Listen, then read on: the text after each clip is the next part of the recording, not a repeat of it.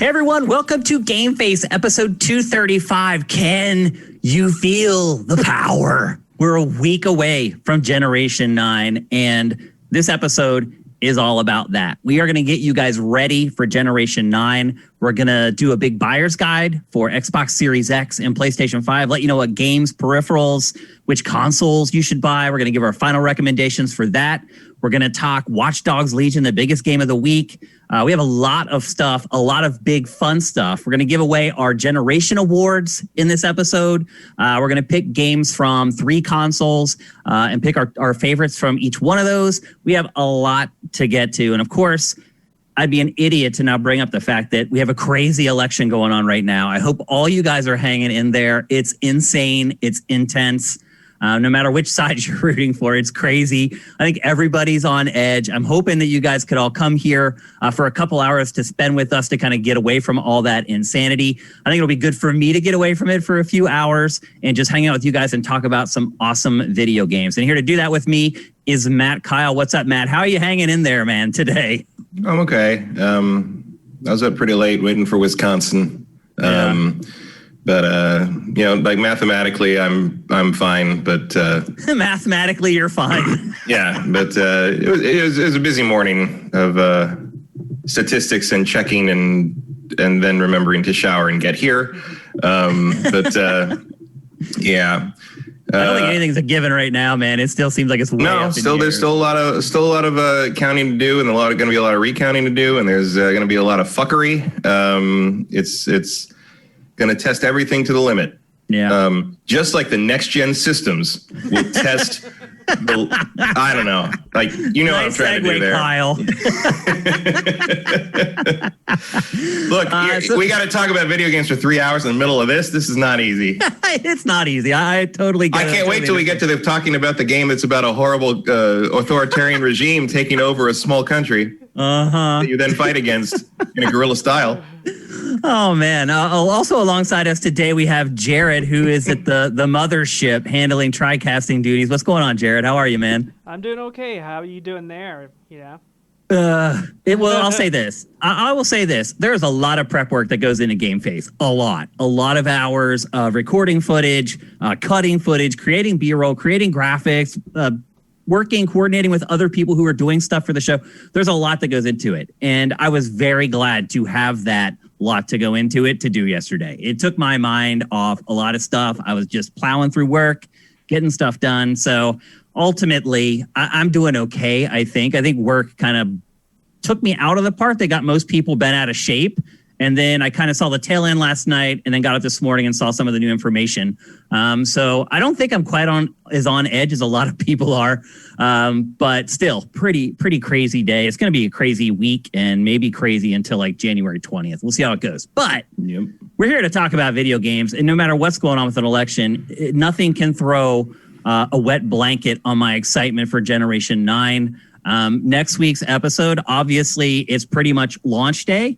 And I think I'm going to have both the PlayStation 5 and Series X for next week's show. And I'll have a completely different setup here at home. I may be out like in my living room, maybe at the dining room table, so I can like get all this stuff out there. We'll see. It's going to be a very, very special episode, and I'm very excited for it. And this week, we're going to kind of get you guys prepared, help you guys figure out how you should spend your money, because that's a big question for a lot of us, especially right now when a lot of people are unemployed and maybe don't have a lot of disposable income. But first, we're going to kick things off with what is undoubtedly the biggest game that launched this week, and that is Watch Dogs Legion, the third installment in Ubisoft's open world cyber digital hacking franchise, for lack of a better description. Matt, you've been playing it, obviously. How much time have you put into it at this point, do you think? I'm going to guess like 15 to 20 hours. Okay. But with the caveat that I'm on story mission 4. Yeah. Like I've mostly been doing open world. Like I've liberated the whole city. Like I have liberated the whole city. I have a huge roster of everybody. I've found like almost all the tech points. All my upgrades are almost done. I have barely touched the story. I have just gone full open world distraction monkey, basically. Okay. And I will say this game is good for that because of very, all very the good tools and the gadgets that you have at your disposal. And it only gets better as the game goes on and you recruit more people to your party and they have new abilities and new things that maybe you haven't unlocked yet. Now I have not done what you have done. I've played about probably around the same, maybe a little less, but I have pushed forward through the campaign and just done, I wouldn't say minimal side stuff. I would say I've done more than I do in most open world games because of what you talked about, which is the tools are fun to fiddle around with and see kind of what you can get away with. But still not a lot. I've mostly just kind of plowed through the main campaign. I guess maybe let's start with the story. The plot is London is bombed. DedSec, the crew that you've been working with in the first two games, the hacktivist group, is basically, they try to stop the bombings, but in the end, they're framed for them. And there's this weird dude, what are they called? The Zero Day hacking group. They're basically the ones that frame you. And then they bomb the entire city. And it's on you. And then it's your job with just a couple other, actually just one other person really, to start DedSec from ground zero. Yeah, one other person who's like way up hiding in North England and an AI. Yeah, and an AI. And that, so those are really your only two actual characters in the game. Everyone else is like a procedurally generated hired person who do have dialogue and speak and are involved in the cutscenes, but they're generally pretty canned.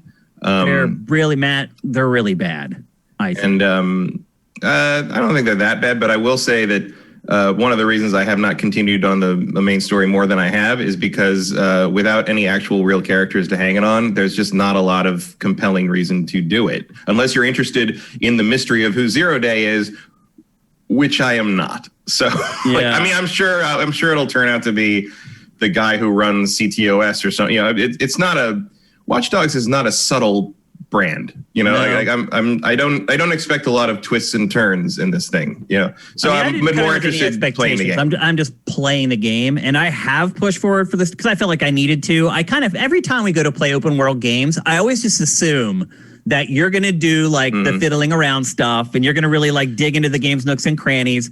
And I'm going to be the guy that plows through the campaign and just kind of messes with the periphery stuff. Well, then and that's what's happening. I wish I always do that. And like, I guess haven't learned that doing that in Ubisoft games screws you because Ubisoft unlocks gameplay systems as you go through the early part of the story. And if you stop and start messing around, you're kind of playing without all your tools. Yeah, I did that in Odyssey for a while where like I didn't have I started doing open world shit before I got to the part of the story that lets you upgrade the spear. And I'm like, wait, you mean I could have? So in this one, what happened is until you get to the story mission where you get a team member arrested, you can't get arrested. So if you fail, they just automatically die. And I'm playing permadeath, so I lost my best hacker and like one other character to permadeath in a situation where they might have only been arrested if I'd progressed further in the story and opened that element of the game. We should have brought that up, actually. So when you start this game, you can choose whether the people you recruit, when they die, if they die for good or not. Yeah. And by default, it's turned off. And I turned it off. I usually try to keep games on the default settings when I play them for evaluation. I did it with this one. And when a character gets arrested, they go to jail. They don't die if you turn off permadeath. And then the crazy thing is you can kind of recruit people to your team that will actually shorten their stay in jail. Yeah. But it can go both ways. Like if you get hit with something non-lethal, you'll get arrested or whatever. But like if you get shot by a bullet, your character's going to die. Unless it's permadeath off, in which case they just get, I think, sent to the hospital for a long time or something like that. Because you can have injuries as well. Like having doctors on your team shortens injury time. All that stuff's cool. But like that part of the system I like. Yeah, so I turned permadeath on because I know that is the way they plan the game to be, and I'm pretty sure like marketing or management like said like, no, that's too weird for mainstream. You got to make it an option. Well, I wish I had turned it on, not because I want my characters to die permanently and lose like your best hacker or whatever, your best robotics guy. The reason, excuse me, the reason that I don't. The reason I wish it was turned on is because there's no consequence in the story at all. None. Mm-hmm. Because you have these characters that just come and go at the wind. You never build a bond with any of them. The characters, because they're randomly generated, a lot of them look really goofy and weird, or they'll have like an accent that doesn't match their appearance. Like you'll see a white guy and he sounds like he's from Jamaica. Like, they're all white Jamaicans. I'm aware of that. But like that's I have lots of friends who are Rasta, so they do sound like. There's a thing where like, so what they're doing with the generation of the NPCs is really interesting because like what they're doing is there's clearly various people read all the lines these NPC, not NPCs, you are playing them, but like your recruits, people read all the lines that they're going to possibly say, and then they apparently it seems randomly pitch the voice up and down for various characters. So I do have a couple of go-to characters that I like better than the others. I have a spy who is a 60-year-old black man with like, he almost looks like his hair is like Samuel L. Jackson's in Black Snake Moan. Like he's the least subtle spy in the world, but he's got a silenced pistol and a car that shoots rockets. So I love him. Yeah. And then I've got this hacker girl who like her voice is pitched so far down that I'm like, that sounds like so I've just sort of decided she's trans. No. Like and like it has like in the middle of transition sort of thing, and so I'm like, okay, so that's what's happening there. But it's very weird, and like I have run into a couple people who are like, okay, that is a bone white football hooligan man with a very thick East Indian accent. Yeah, and that does not make sense. A lot of that. Like it's almost randomly assigned. The one thing what I will say though is I love, because one of my favorite things in Watch Dogs has always been scanning people and like looking at their I knew as soon as I started playing this, I'm like, oh, Matt's gonna love this. Oh yeah, but I love that like and I know they did this intentionally. This is the thing they worked on very hard was their occupation relates to their skills. And their interests relate to their skills, and what their skills are relate to the little last incident that happened to them. And it's like that all matches up really well. Although there was the incident on Reddit, I don't know if you saw this, where someone, because like the way it works is like if the occupation of the NPC is like a doctor, the events that have recent events in their lives will generally be pulled from like a group of doctor-related events that can happen, that they've already got kind of stocked, right? So someone found an NPC who's a pediatrician, and his recent event was just ended relationship with patient. Oh gosh! And people randomly generated stuff goes randomly wrong. Generated a child predator, and that is a problem. So I'm like, yeah, that's probably a patch coming in. I'm thinking. So it's stuff like that is bound to happen in a procedurally generated thing, but I've been mostly really, and like they talk, like the incidental dialogue they have as they pass you by is generally related to who they are and what their bio says they are. Their schedules work. There's relationships between all the characters, which I think is really cool. Like I ran into someone who I decided I wanted to recruit, and she hated DedSec because I'd killed her brother, who was a security guard in a previous mission. Like you had actually done it in the game. In the game, yeah. I had another. And I had another thing where like someone was walking down nothing like that. Someone was walking down this. You probably don't spend as much time standing around on sidewalks just scanning people. I don't. Like definitely, I don't. But like there was someone walking down the street and she was like crying, like she was animated, like she was. I'm like, okay, what's that? So I scanned it. She was going to a funeral for this character. I don't remember what the name was, but her brother had been run over by a car in a car chase, and I'm like. Oh, that was me? That was totally me. Like I hit people on the sidewalk when I'm running from the cops all the time. Like. Stuff like that, I think, is really cool. Does it enhance the gameplay at all? No, but it's like, does it make it a better game to play? No, but it sure makes it feel like a functioning world. For that fleeting moment, it does. Because when you start to dig deeper, you realize there's nothing else there. No, I really do like how functional and lived in the world feel. Like it feels like people are going to do things. It feels like they have schedules. They go around, like you see them in different places. Now, like, I should mention, actually, before we go any further forward, that the footage that you're seeing was captured on Xbox One, the OG base original Xbox One. So if you're looking at it, you're like, this game looks horrible. There you go. That's why it looks horrible. And I will say this, it ran pretty well. And when I first started playing it for capture here, this is where I capture gameplay footage. I usually just capture on like a 25-inch IPS monitor, and it's close to me, and that's fine.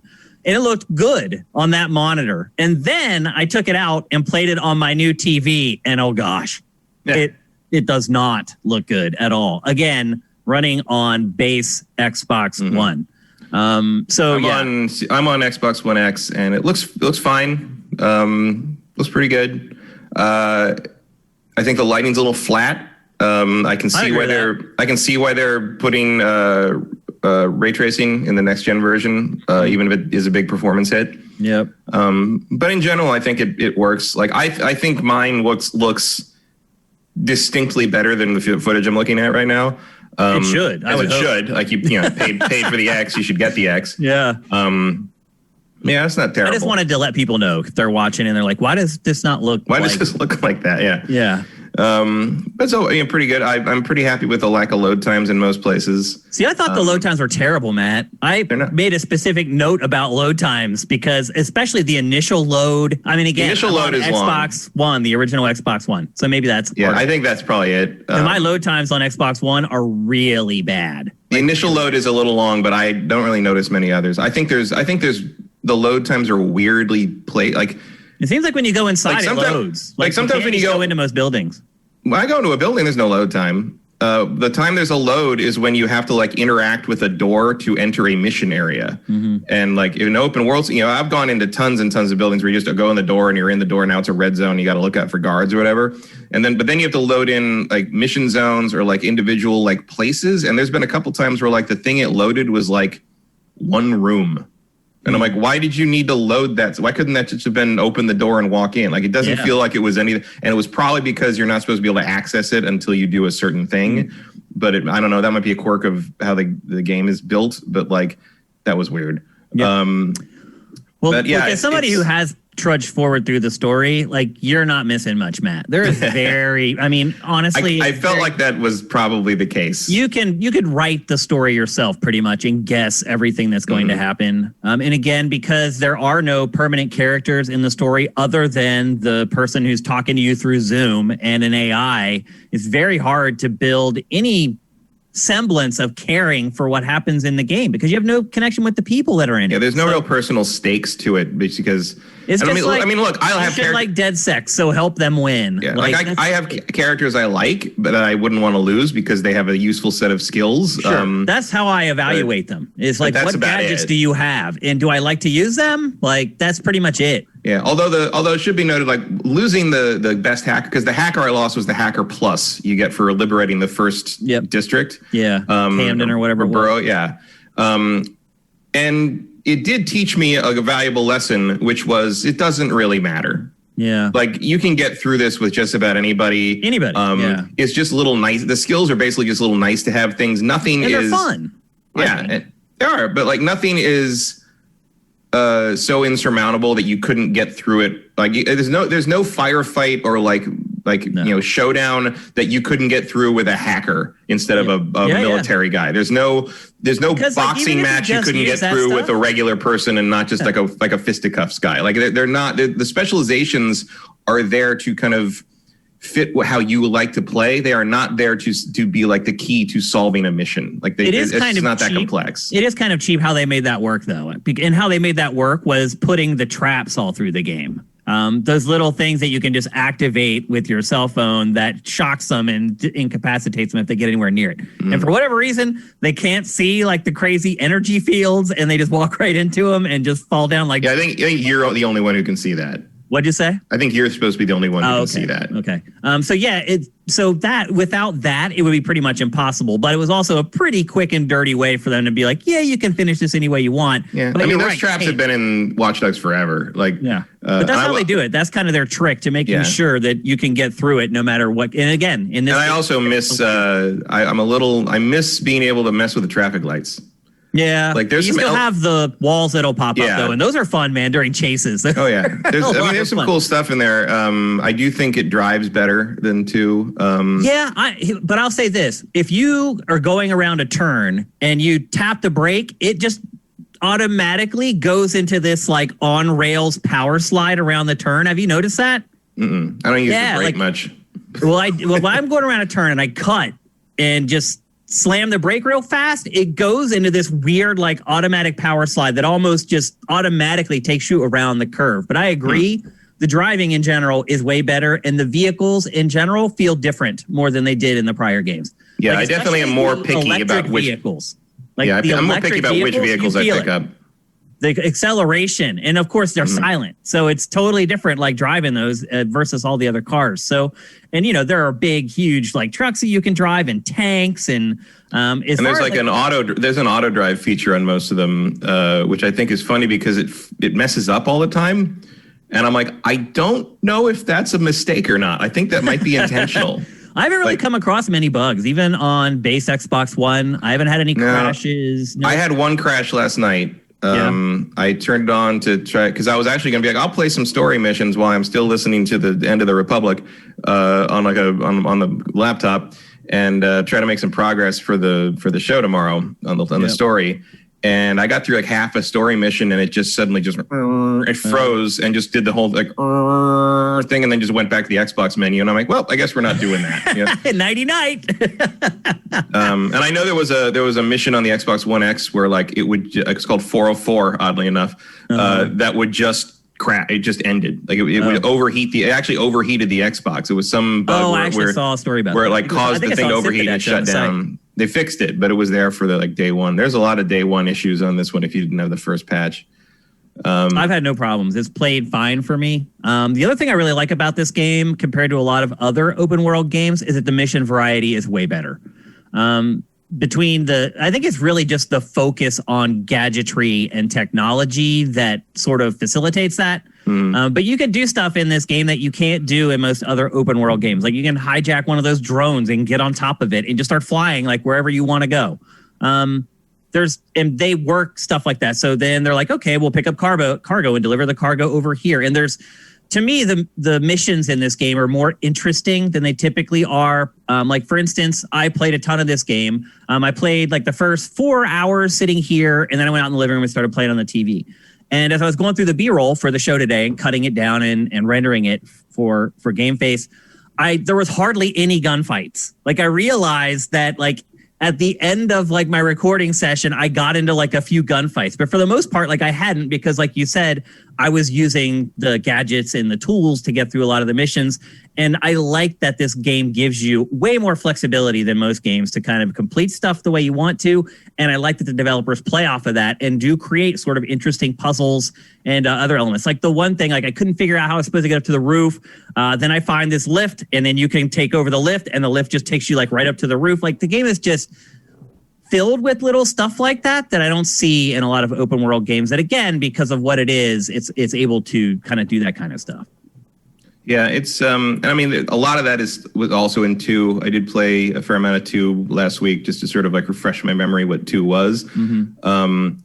And it's all, also there was a point during this where I'm like, oh, I don't know how to get up there. Oh, right, there's got to be a scissor lift somewhere around here. But then you can also just find one of those cargo drones and fly up there that way, which is generally faster and easier. And there's like some things where I'm like, like I love some of the things where you can do like really convoluted stuff, like you can like Breath of the Wild. Get those giant cranes and like drop the crane down and like ride it up and circle it around and drop on the other building. It's like, but again, once you learn that you have the cargo drones at your disposal, it's like, I'm just gonna fly. The difference is that the difference is the cargo drones can give you away. Like if the police see you, like, or whoever the Bloom patrols see you on top of a cargo drone, they know something's up. So I would argue that they do not see you as well as they should. Not as often, no, but sometimes a couple of fights. The AI in this game, you'll see some of in the B-roll is like idiotic. Like I have literally ran directly at someone and then skirted around the side and went up behind him and executed him. Like, Yep. You can do that you can do that in a fist fight too. If you can get behind them, you can still do a takedown. Like there's no immunity from takedowns. Overall, the gameplay in this, in my opinion, is not very good. Matt says the driving is better. I do agree, it's better. I still don't think it's great. The gunplay in this it's like a joke. At least I think it is. The auto aim is like crazy on the default difficulty setting. Like you could have your reticle down in the corner of the screen and then squeeze the trigger and it'll snap up to the enemy. Like that's how generous it is. And obviously they don't want this to just become a third person shooter and everyone blasting their way through it. They want people to use the tech and the gadgets. I get that. But the gunplay is crap. To me, the melee is crap. There is like an evasion and countering, but like the animations are all goofy. Like the counter attacks are just weird. I don't know. I feel disconnected from the combat in general in this game. What say you? I don't think so. I don't have a problem with it. The melee. My issue with the melee is I think what's there works. My issue is that the best way I could put it, I think there's a gap between like what you can do after a blocked combo, if that makes like because you can do the 3-hit combo. I mean, there's like a dead point in time. No, I'll get to it. There's a 3-hit combo, and then there's a dodge. You can dodge, and if you dodge if you dodge the hit, you can do a counter hit. Yeah, if you time and it, then you have a kind of a guard break move where if they're blocking, you can block it. So if you do a 3-hit combo and they block the whole combo, your basic options are you can go for a guard block if they're continuing to guard, or you could dodge. But a lot of times I find that after I do the 3-hit combo, they just do an uppercut on me and I don't really have an option to like get away from it. And same when they charge at me and you're waiting, if they charge you, they're either going to hit you or they're going to grab you. And doing the dodge when they go to hit you gets you the counter. But I have not really figured out an effective way to dodge the grab. And if there is a dodge on the grab, I don't know what it is. Yeah. It feels like there's a component missing in the so-called rock, paper, scissors circle of how the combat works. I feel like something's not there. I don't think it feels good. I don't get that. I think otherwise, good. I mean, I've gotten through all the bare knuckle boxing mini game things like fine. Like I never lost a match. Like it was. I mean, the game in general, I think is really easy. Yeah, it's not that hard. I mean, I think I've had 1 or 2 deaths. I'm not exaggerating. I am playing on the default difficulty setting. So I've had a few close calls. Also, check. Here's the thing. Check your difficulty setting. Because I picked normal, because when you start up, you get the option of playing normal or hard, right? Mm-hmm. And at one point, and I went into the options immediately after the game started because I had to switch the Y axis to inverted. And there are more options. It defaulted me to easy. Yeah, and there are more options there too. There's actually like more difficulty settings. So I switched it to normal, and I don't know if when you start a game, I guess go double check your difficulty because I picked normal and it put me on easy. And I don't know if that normal is easy. It was, yeah. It's not that hard on normal. I've gotten a couple close calls where I had to basically run away because there was just too many guys with guns, and I wasn't going to live for another 5 seconds there. Yeah. So I just would run away. But that's the thing is that they're really bad shots when you're moving. So like I've never been hit in a bad moment when I'm trying to run away from someone. I mean, they're so easy to trick and fool or just bait them or whatever. I would recommend for most people who are pretty experienced players to put it on a higher difficulty setting. That's my recommendation. They're actually better with the spider drones. Like they're sharper when they're dealing with your spider drone than with you. Mm-hmm. Which is interesting. I guess maybe it is. Yeah, they can shoot like they can shoot your flying drones. Those little ones, like they're nothing. Like it's very hard to avoid their fire. But or when you you take over the flying drones and they instantly know a flying drone has been taken over somehow. Yeah, and he gets swarmed. Yeah, and then they just it's like so. I mean, I assume that is because I think they're giving you an intentional break when you're playing as your character because you don't want the character to die needlessly. Yeah. So that might be part of it. I don't know. It's fine. It's fine. I think I would use that word to describe this game as a whole. Yeah. It's fine. It's fine. It's not a great game by any stretch. I even struggle to say it's a good game. The other thing for me is that I have been playing another Ubisoft open world game for the last week alongside this game. And it's been interesting jumping between these two games that have completely different principles. But when you're playing one or the other, you feel like you should be able to do the stuff in both. It's been crazy. So I've had kind of this comparison in the background this entire week while I've been playing Legion, and I don't think it's done it many favors. But I have enjoyed my time with it. If someone were to say, should I spend $60 on it? I would say no. Especially with the consoles launching next week. You guys may need to buy an extra controller for your new consoles. You're going to people have asked me this week about it, and I've kind of said the same thing over and over. Like, there's other stuff coming, and if you really want an open world Ubisoft game, I think the next one coming is going to be better. Just from the sake of iteration, you know? And the other thing I said kind of as a caveat was like, look, I am enjoying Watch Dogs, but I have zero doubt in my mind that it is not going to survive the other games that are coming next week when it comes to having a place in my play schedule. Well, also sales in the UK for this were not good. It didn't even take the top slot. Like it couldn't beat FIFA, and FIFA had been out for a month. And like this is like in England, so you'd think there'd be some home field advantage a little bit. Although I have seen a lot of English people like making fun of how bad the accents are in it. I would imagine. Which is weird to me because I'm like, you think the one thing you'd make sure is that you had like accurate British accents in it, but I guess I can't tell because I don't know enough about English accents. I mean, I can recognize them, but I don't know which this is from this or this is from this area. So everybody's, I don't know, everybody just sounds like a British stereotype to me, which apparently is kind of the problem. But the city, I've been to London twice. I've been there several times. The city recreation is very authentic outside of that's what I was getting at. tech totalitarianism. I've been there for maybe like 12 days total between my two trips, and from what I remember of London, it's pretty accurate. Yeah, it's very accurate. I'm sure someone in scale-wise who lives there will tell us that we're insane, and I would totally respect that if they did. It's at least it's more accurate to London than like Watch Dogs 2 was to San Francisco and the surrounding areas. It's less compressed. I agree with that. Yeah, for sure. But does that really matter in the end? Not really. It's not like you can get out in Leicester Square and go watch a play. It's not a thing. Yeah. But it's a nice setting. It's kind of a nice setting to see some of the old style buildings and stuff. I will say I think it's a little less vibrant than 2's because it has less variety because it's just a city and it's not a surrounding area. It's darker by the nature of how gray London is in general. Also, it's in Europe where they don't build skyscrapers. Right. So it just has a completely different kind of feel and tone. In fact, the existence of a very tall tower is like one of the big points of contention in the game. Right. Yep. That they have a giant bloom tower that is like, that doesn't belong here. Yeah. It is crazy that in Europe, they have never built skyscrapers. That's one of the reasons their cities look so good. Yeah, it's true. And you can see so far in their cities as well. You're right. And that's why a lot of tourists go there. So they've made the right choice for a number of reasons. We just keep going up instead of out. It's really odd. Well, in LA, we do both. So yeah, that's true. We are pretty sprawling here. I guess my final point on Watch Dogs Legion would be it's a fun toy to play around with, but it's not a great game.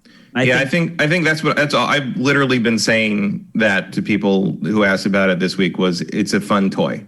Yeah, that's it. And if you're not ready, if you have a lot of disposable income, then I would recommend picking it up because I have had fun with it. And if it looks, have to go into it, not counting on the narrative to carry you through the game. Yeah, if you see the previews and the trailers and stuff, and you think that the concept of the game looks cool, like the concept is realized pretty well. But you have to accept that it's going to be a make your own fun open world game and not I can't wait to see what happens next open world game. Will this kill the franchise, Matt? It might. Like, I don't know. They worked real hard to make this thing sort of the Watch Dogs that brings it all together. And I don't know if they pull it off either game wise or sales wise. And I don't know if they will want to try another shot at this. I'll be honest with you. I can't say that I would really shed a tear.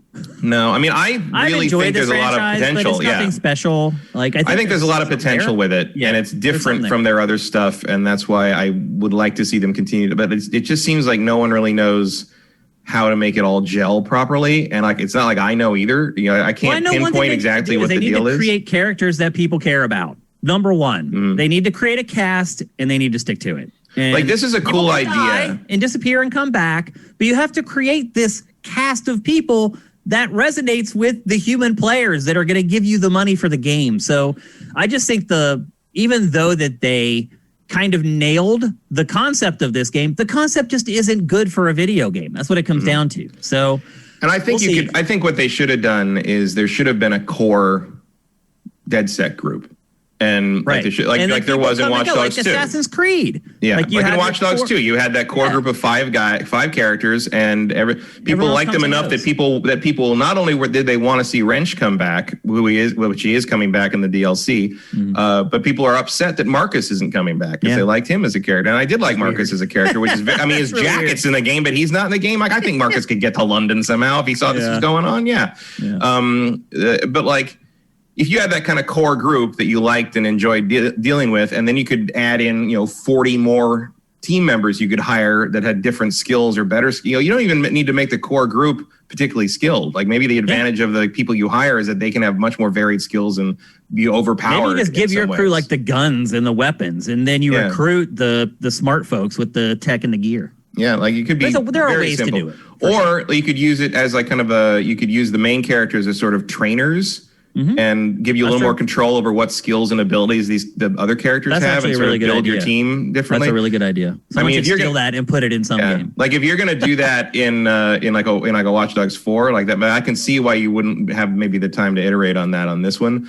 But it just like the other two, this one feels like a really noble experiment in how to make this game concept, like the hacker open world game, work properly. And while they did several things better than 2, I think they fell short in a couple other areas. And so you sort of end up again at the same level as 2. That's a good, you're right. They did some things better, some things worse. And ultimately, I don't know. Actually, I think I enjoyed 2 more than this one, but I like the story. Obviously, I have an affinity for San Francisco because I live there, and I'm sure that had something. It's hard. It's a toss-up right now. I'm not far enough in this one to really make that full call yet.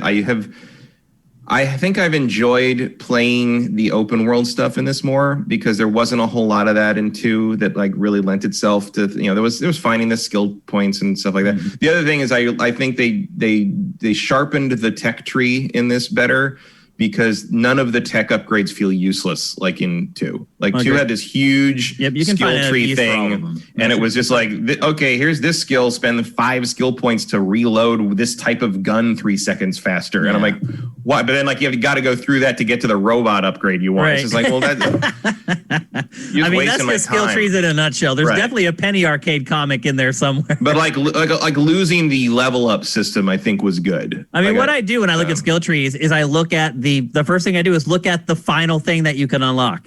Right. And if I want it, then I start on that skill tree. If I don't want it, I start on another one. That's pretty much how I choose. So I felt like the tech upgrades in this one were more meaningful. I agree with that. Yep, I'd agree. And they got rid of that thing where there were always like 2 always had these weird online generated, like random, like online generated missions that were just super generic and did you no good and weren't worth the money or the skill points or the experience points. And then people are constantly like invading your game and like. Yeah, I mean that might happen in this too because the online isn't here yet. Like the online doesn't go until December, I think. But as of right now, it's not happening. So. Right. And right now I'm like, is anyone gonna be playing this? Yeah, well, there ain't anyone to raid. I mean, Vincent just played Watch Dogs 2 for our old is new feature that we just published this past week, and they're still raiding in 2. So my guess is there will be enough to do it. Believe it or not, there's still people doing it.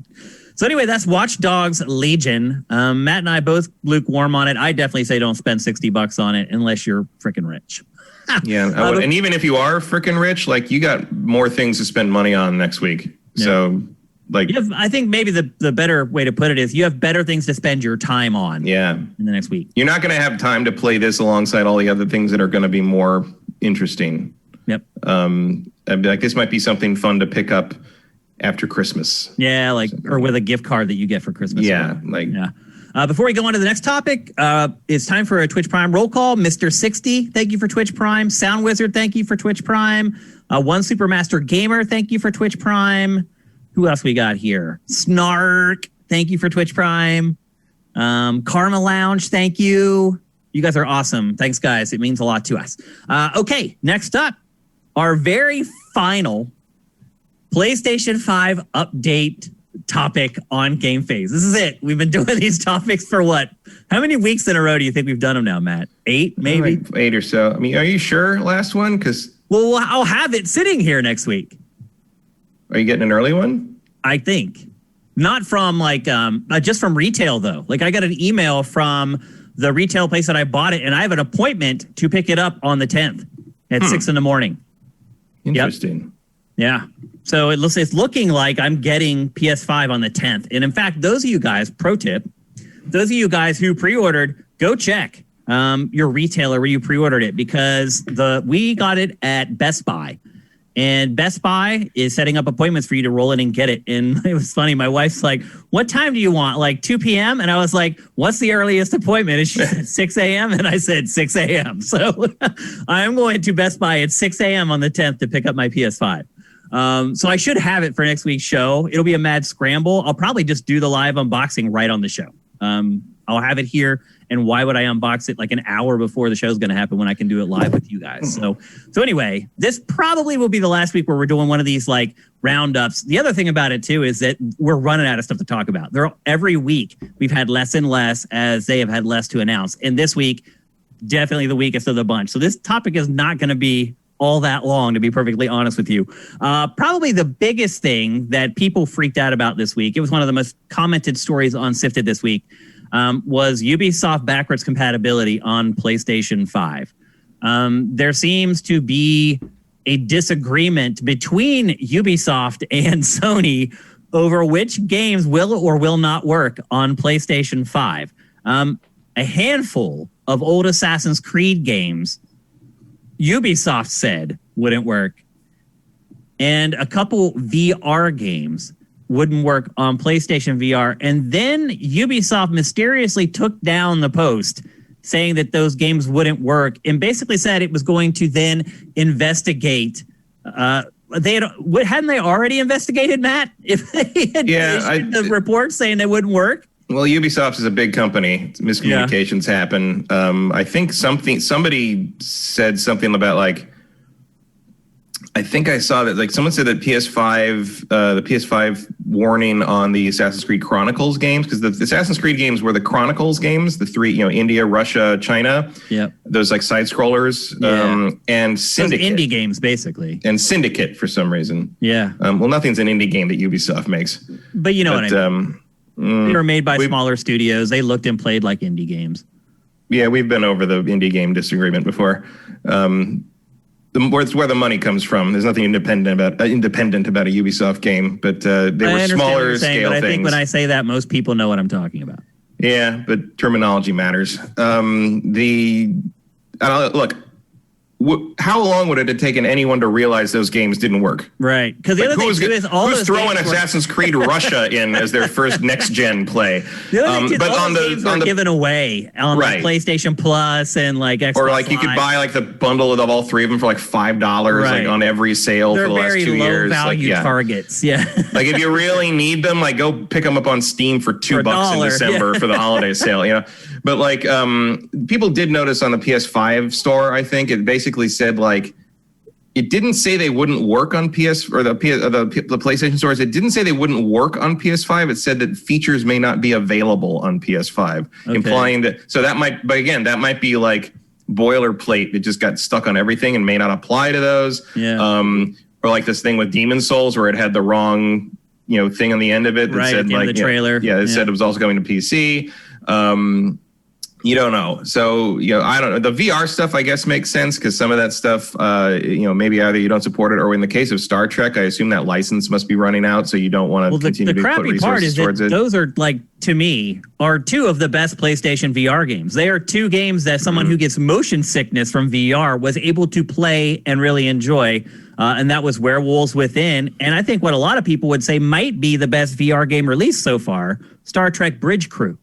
On that platform, it's up there. I mean, I think those are two of the best games for PlayStation VR, at least in my opinion. So that to me might be a big loss for people, for the million point whatever people that actually bought PlayStation VR. But again, they're going to be the vocal minority. I don't think anyone's really all that concerned about PlayStation VR.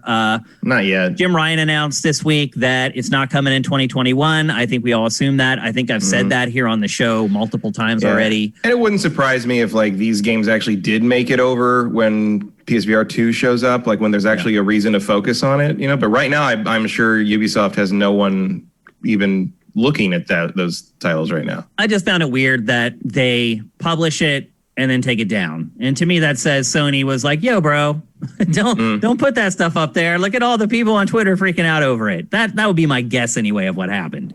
Sort of a no need to bring that up until we have to. Exactly. The biggest weird one on that for me is Syndicate.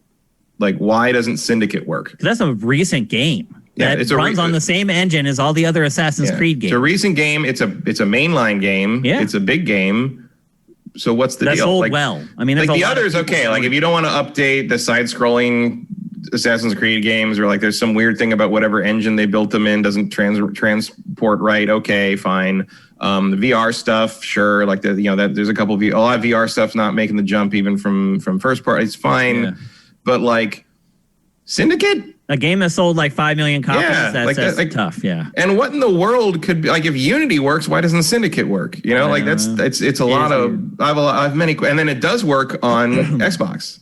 Yep. So what's the deal? Like, I really have no idea.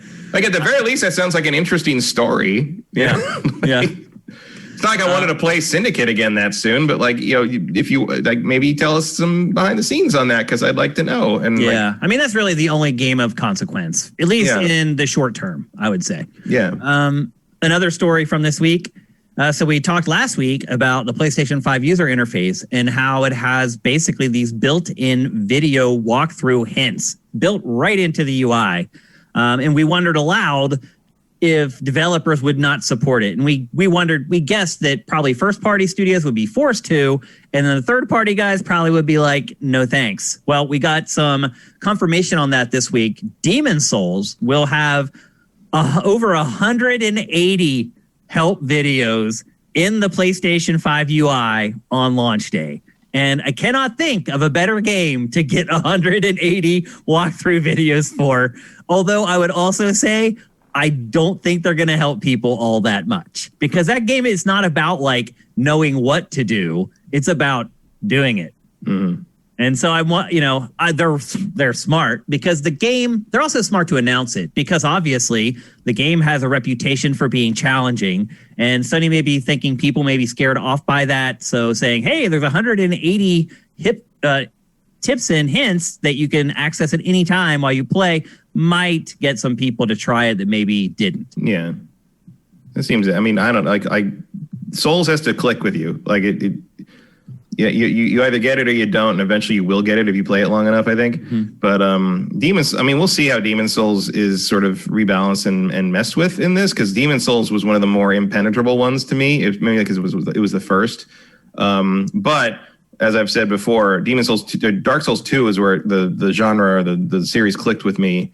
And then I went back and played Demon Souls and like didn't die for the first 5 hours, mm-hmm. which before I could barely get through the first area. Mm-hmm. And so I'm interested to see how that, but you're right. Like Souls games success comes in the doing, and I know what I need to do. Yeah, it's not like you the Ornstein Smaug fight, like, but like doing it is different. Like that's not the problem.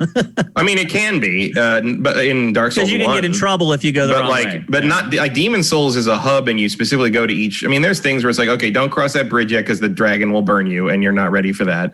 But otherwise, I mean, you're supposed to learn that the first time the dragon kills you. You go across the bridge. Like you don't go across that fucking bridge. It's a very easy lesson. But I mean, it's certainly an interesting game to test this concept on. It's fitting. It's the perfect game to test it on. I think a lot of people will use it because of the nature of the game. Whether it helps them or not is a different question. But it's certainly a game to push people into trying this new feature. Yep, for sure. Next, the DualSense, which is the brand new controller for PlayStation 5, crazy haptic feedback triggers. Honestly, the part of PlayStation 5 that has been getting the most glowing praise people have wondered, okay, well, I get this controller and they are expensive. What can I use it on? And Sony has come out and said that you cannot use the DualSense on the PlayStation 4. So people are like, okay, I'll assume that it won't work on PlayStation 4, but they started testing it on everything else, and it works on everything else. It works on PC. It works on Switch. And it takes finagling. Don't get me wrong. You can't just plug it in and it works. But it communicates with both of those platforms. It also works with PlayStation 3. That is the weird one. It's like okay. I mean, it's obvious what's happening here. They're blocking PS4. Yeah, to make you buy new controllers. That's exactly what's happening. It's dirty. I mean, you need to buy the new controller anyway because you need the various features. Well, no, but you're going to get one. I mean, yeah, get one, but you're going to need all those features to go with the new games.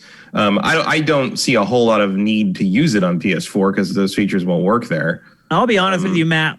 Whoever comes over, they bring their own controller or they use the crappy one. That's just house rules, bro. That's the way it's always been. Like back in the day, the people who came over, they had to use like the crappy like Nacon controller or the Mad Catz. Yeah. Well, you can still use the PS4 controller on a PS5.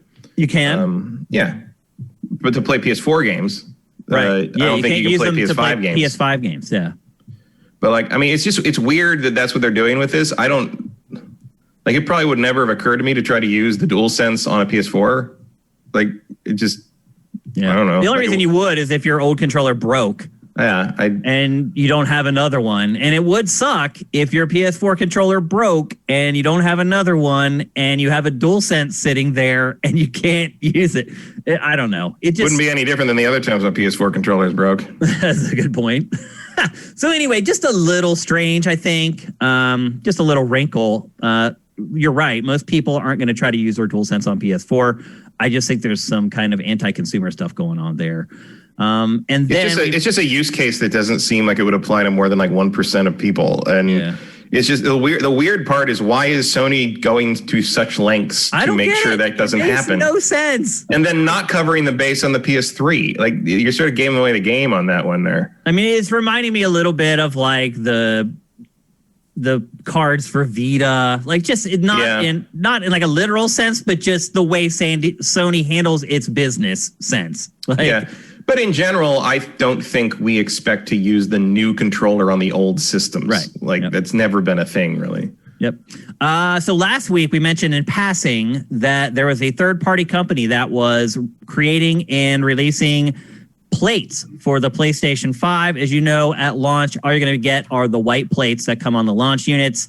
But this company, Plate Station, was creating crazy plates that you could snap onto your PlayStation 5, or just simple colors if you just wanted like an all-black PS5. Well, that didn't last long. And I wonder if, people like us talking about it didn't help. But Sony basically issued a cease and desist to the company this week, and they have basically shut down. So no custom faceplates for anyone. I have not heard about like if they're refunding people if you already placed your orders. I would guess that they would. This is high profile enough that if they were to try to slight people, it could get really ugly.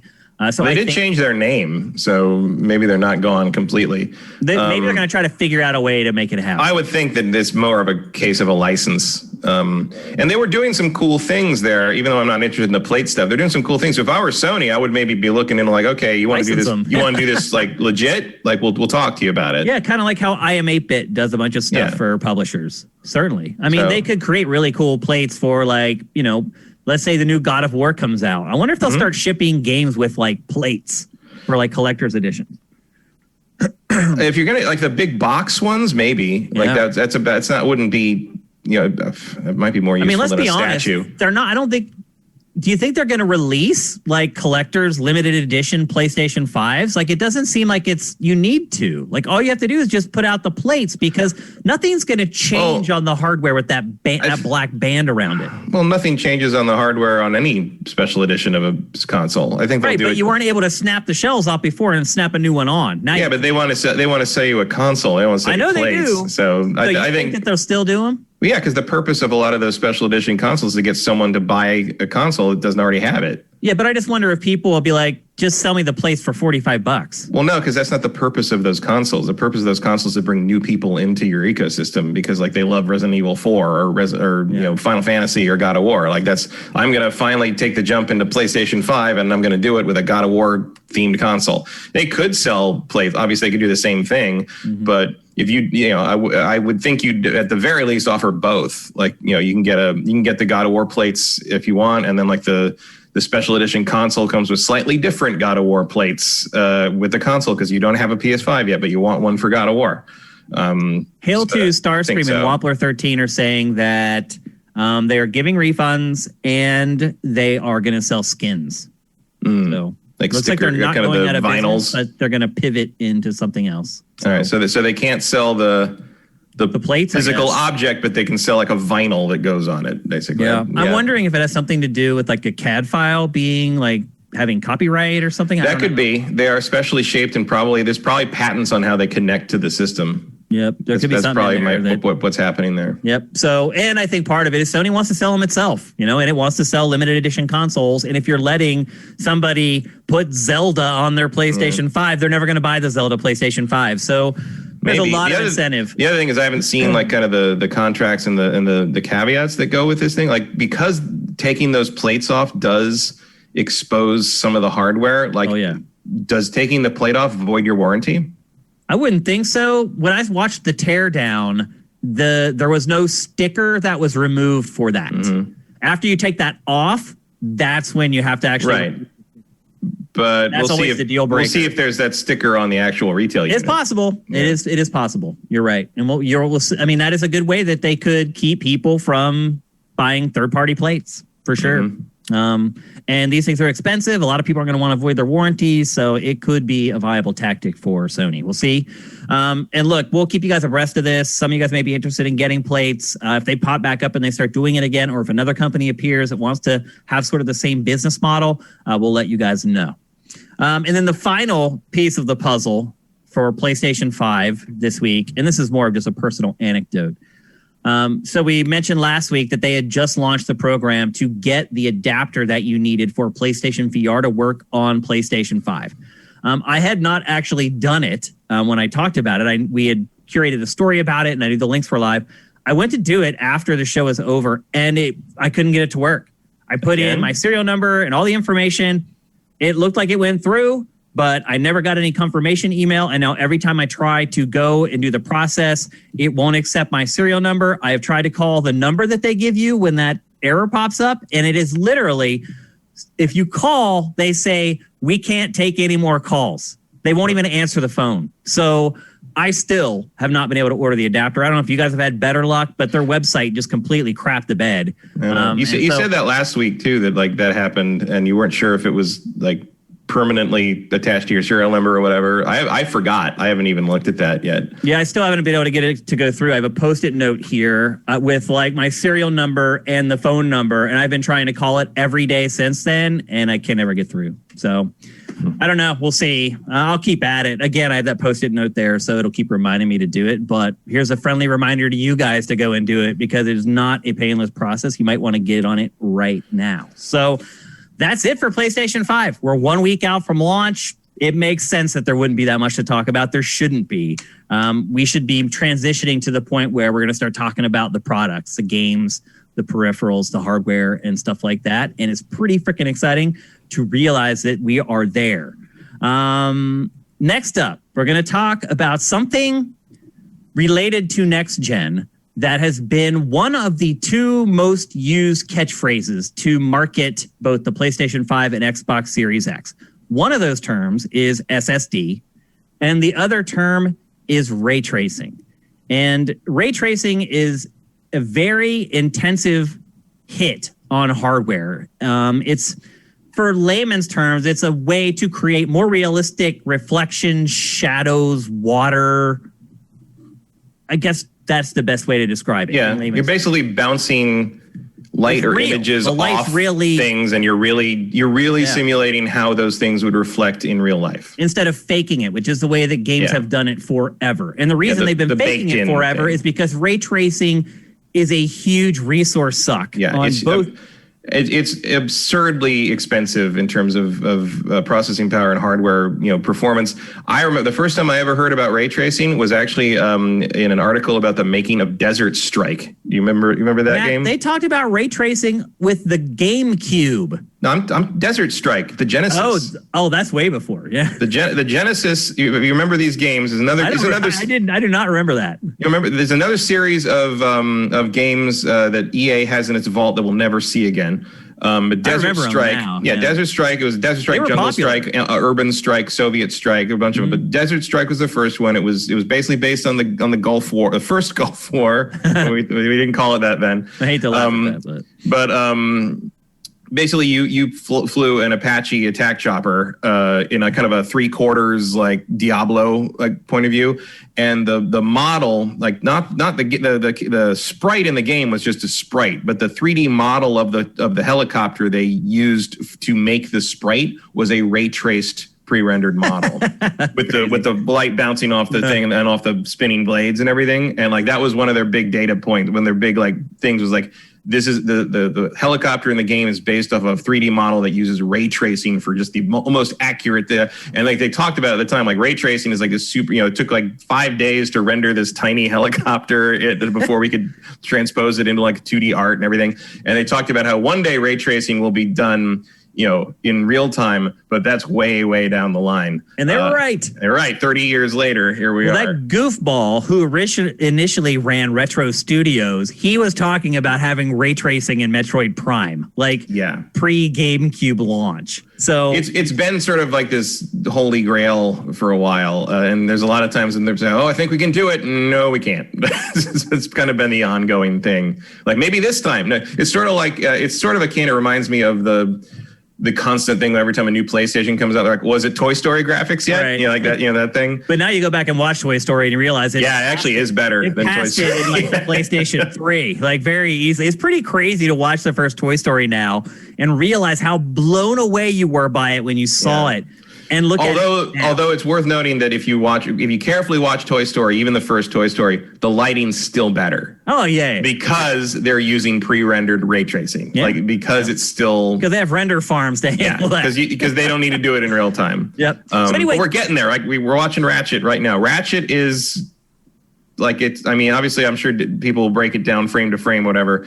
But like Ratchet looks as good as some of that to me. Yeah, for sure. Oh, for sure. Absolutely. And the reason we're talking about this is because, as I said, ray tracing has been this huge catchphrase to convince us that we need to spend $500 on a console. And in all honesty, the information on which games will or will not have ray tracing has been very sketchy and really spotty. But finally, we're a week away from release, and they're having to basically give up all the information at this point. And so we got some very confusing information that basically of all the next-gen games that have been announced so far, only 13 will support ray tracing at all. At all. And so we feel like ray tracing is here. It's native on these consoles. They've convinced me to spend the money on these consoles in part because of ray tracing and the SSD and a better GPU, blah, blah, blah. But sure, ray tracing has been one of the big catchphrases that have been tossed around. And as it turns out, Matt, do you think these consoles are going to be able to handle it? It doesn't look like they can. Absolutely. You think they will? Of course. I mean, like you're never going to get like huge 60 frames per second stuff at 4K at them because ray tracing, as you've said, is very, very expensive. What's happening here, I think, is you're dealing with a bunch of games that were not built for this. Like you're dealing with a bunch of games. They're trying to bolt it on. Well, because I think a lot of these games started development before hardware was finalized. A lot of them, the first party stuff is all doing the ray tracing to various degrees, one way or another. But like Assassin's Creed doesn't have it, and I think part of that is because they started building that game long before they had final hardware in their hands. Like, and once you know what you're dealing with, you can then move forward. The other thing is it's just a setting, really. So if you wanted to add it later, there's a non-zero chance, I think, of I don't know too much about the implementation of that kind of thing, how much it would take to rework of whatever. But it wouldn't super surprise me if like the DLC starts dropping for Assassin's Creed next year, and they're like, oh, by the way, the first DLC update will add ray tracing on PlayStation. You think it's going to become like a feature? Well, no, I think they're just going to have to play catch up with it. Because I think hardware got into people's hands so late, and you weren't sure exactly what the final specs were going to be. So I don't think you wanted to implement something this expensive processing wise, and then find out it's like, oh, actually, in the final hardware, on your dev kits it drops it down to 30 when you turn it on, but on the final hardware it drops it down to 15. And now you got to start over with it. Yeah. You know? I mean, look at it right now. Halo Infinite doesn't have ray tracing. And 343 is like, we don't know. We don't know if we're going to be able to get it to work. Well, I'm not going to judge next gen by Halo Infinite just yet. Like there's a whole other course of problems over there. But I think it does have it. It does? It does, yes. Okay. As I understood, that was part of Digital Foundry's explanation for why we thought it looked less good or flatter, was because it was actually emulating how light is dispersed in shady areas very accurately, but that looks really mundane. Yeah. The part of the thing with ray tracing, and I think this is something you're going to see moving forward as people learn to use it more accurately, or not use it more accurately, but use it more aesthetically, is the temptation is going to be to make everything look realistic. And the problem is that realistic is boring. Yeah. It's going to be more interesting when you see, don't make Halo Infinite look real. Make Halo Infinite look interesting. Right. And use the ray tracing to make it pop, but you don't have to make it look. That's what something really looks like in a shadow. Yeah, that's boring. Like, make it pop, and you're going to be able to do that, but it's just going to be a learning process. And I think, look, if you want to know who to look for who's going to kind of set the bar for ray tracing stuff, Insomniac, like Miles Morales and Ratchet are. Light those years are two ahead. of the 3 games that'll have it for PS5. Those 2 games are light years ahead of everybody else on this, from what I can see. And I'll be honest with you, here's the list of notable next-gen games that include it. And this is the whole list, Matt, as of right now.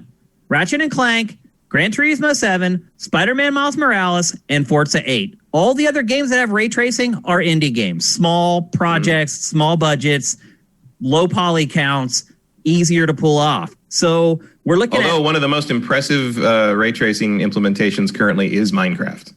Yeah. Oh, yeah. It's like mind-bogglingly awesome. Yeah. What they've done with it there. And it really shows what it can do to make games look better. I don't always think games look better with ray tracing turned on. I may be crazy. And maybe it's partly what you're saying, that like they just haven't really figured out how to massage it. That's part of it. Also part of it, Watch Dogs supports it, at least on PC. And some of the kind of an update later for console. Some of the reflections, like on especially like the weird cyber techie thing, like the Bloom billboards and like the where they're all like kind of that black, what I mean, like that black sort of hive look, like that. Yeah. Everything reflects properly off that on the street and everything moving. It's like very impressive. Okay. And like you look at side by side screenshots, like the ray tracing on looks better. Are you ever going to notice that when you're playing the game? Not too often. And is it worth on PC? It's like it cuts the frame rate in half. Is that worth it to me? Not really. Matt. I think these developers are going to get to a point where they're like, it's not worth it. It's to make our game run like crap and to have to put all this work into it. That's the thing is, I think in the end, the ray tracing option is going to be the 4K of the next gen. It's going to be, you can do it, but you're going to take a hit. You're going to have to play at 30 frames a second. You're going to have to take a hit from it. And so do you want to trade off performance for appearance, or do you want to play something that runs at a higher frame rate and looks almost as good? And look, most of the time I pick higher frame rate that looks almost as good. On every, not just that, on PC as well. Like it's not that important to me. Ray tracing makes it look really cool, and like the demos make it look really neat. But I don't see. And like, I just don't see anything that makes me say like, oh, I will lose half my performance to make the reflection on that lake look better. Like, it's not really important to me. The other thing I would say too about ray tracing is it tends to look better when there's no movement. And then still photos show it way better. Then when you start to move, and part of it may be that just the hardware just can't pull it off. Things start to get like murky when you're moving in with ray tracing on. And if I've seen that on PC, and footage that has been captured on like $5,000 rigs. So I'm really wondering, like, Well, these consoles are really, I mean, legitimately going to be able to pull it off. Well, again, I'm continuing to say it's a learning curve. It's a new thing, and it's going to get better as the generation goes on, just like everything else. Like if you went back to the beginning of the PS4, if you went back and showed the you in 2013 who was playing Killzone Shadowfall, Horizon Zero Dawn, or God of War, you would have been like, how the hell can this be on the same hardware? And to be fair, that's true. It's not. It's on the Pro, isn't it? Yeah. But, and so get ready for the refresh in a few years that can actually do the ray tracing at a decent little bit clip. when we do our big previews. But I think I think there's a learning curve here, and there's an optimization curve, and devs will get better at it. Yeah. I guess to cap it, I would just say, lower your expectations a little bit for the first 18 months of these consoles. I would say lower your expectations a bit just for ray tracing in general, because it's not any kind of magic bullet. It's just going to be a nice to have.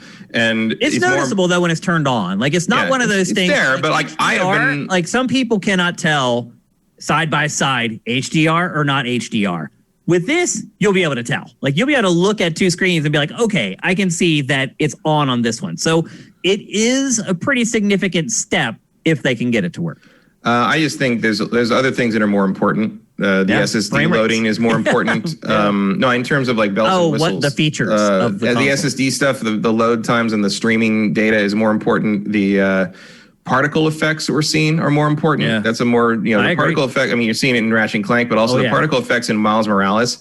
There's things like that shot of him smashing the Rhino through the concrete floor of the mall is one of the most impressive things I've seen for this whole next gen. Yeah, it's real time. It's crazy. It crazy. Really is nuts. Yeah, so I agree. All that's fine. It's not like ray tracing was the main reason to buy these things. It's just going to be a thing they like to tout because it's never been there before.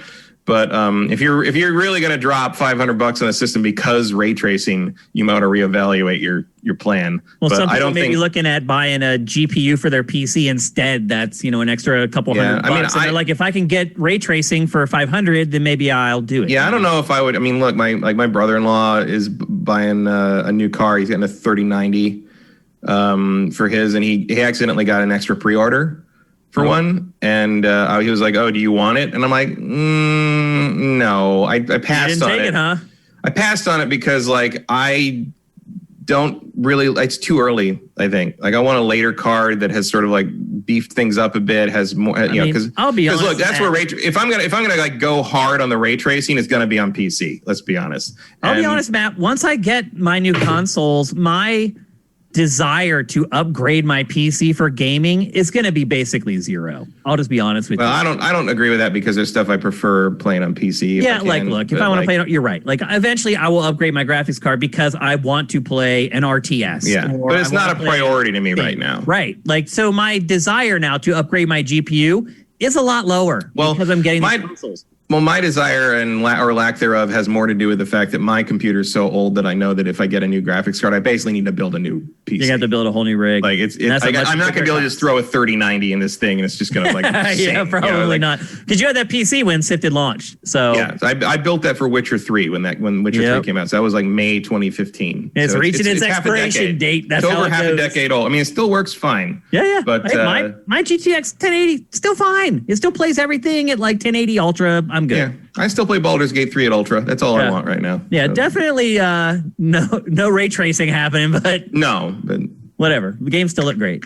So anyway, there you go. That's the latest on ray tracing. One of the biggest catchphrases from the last 4 months that may end up becoming kind of a dud.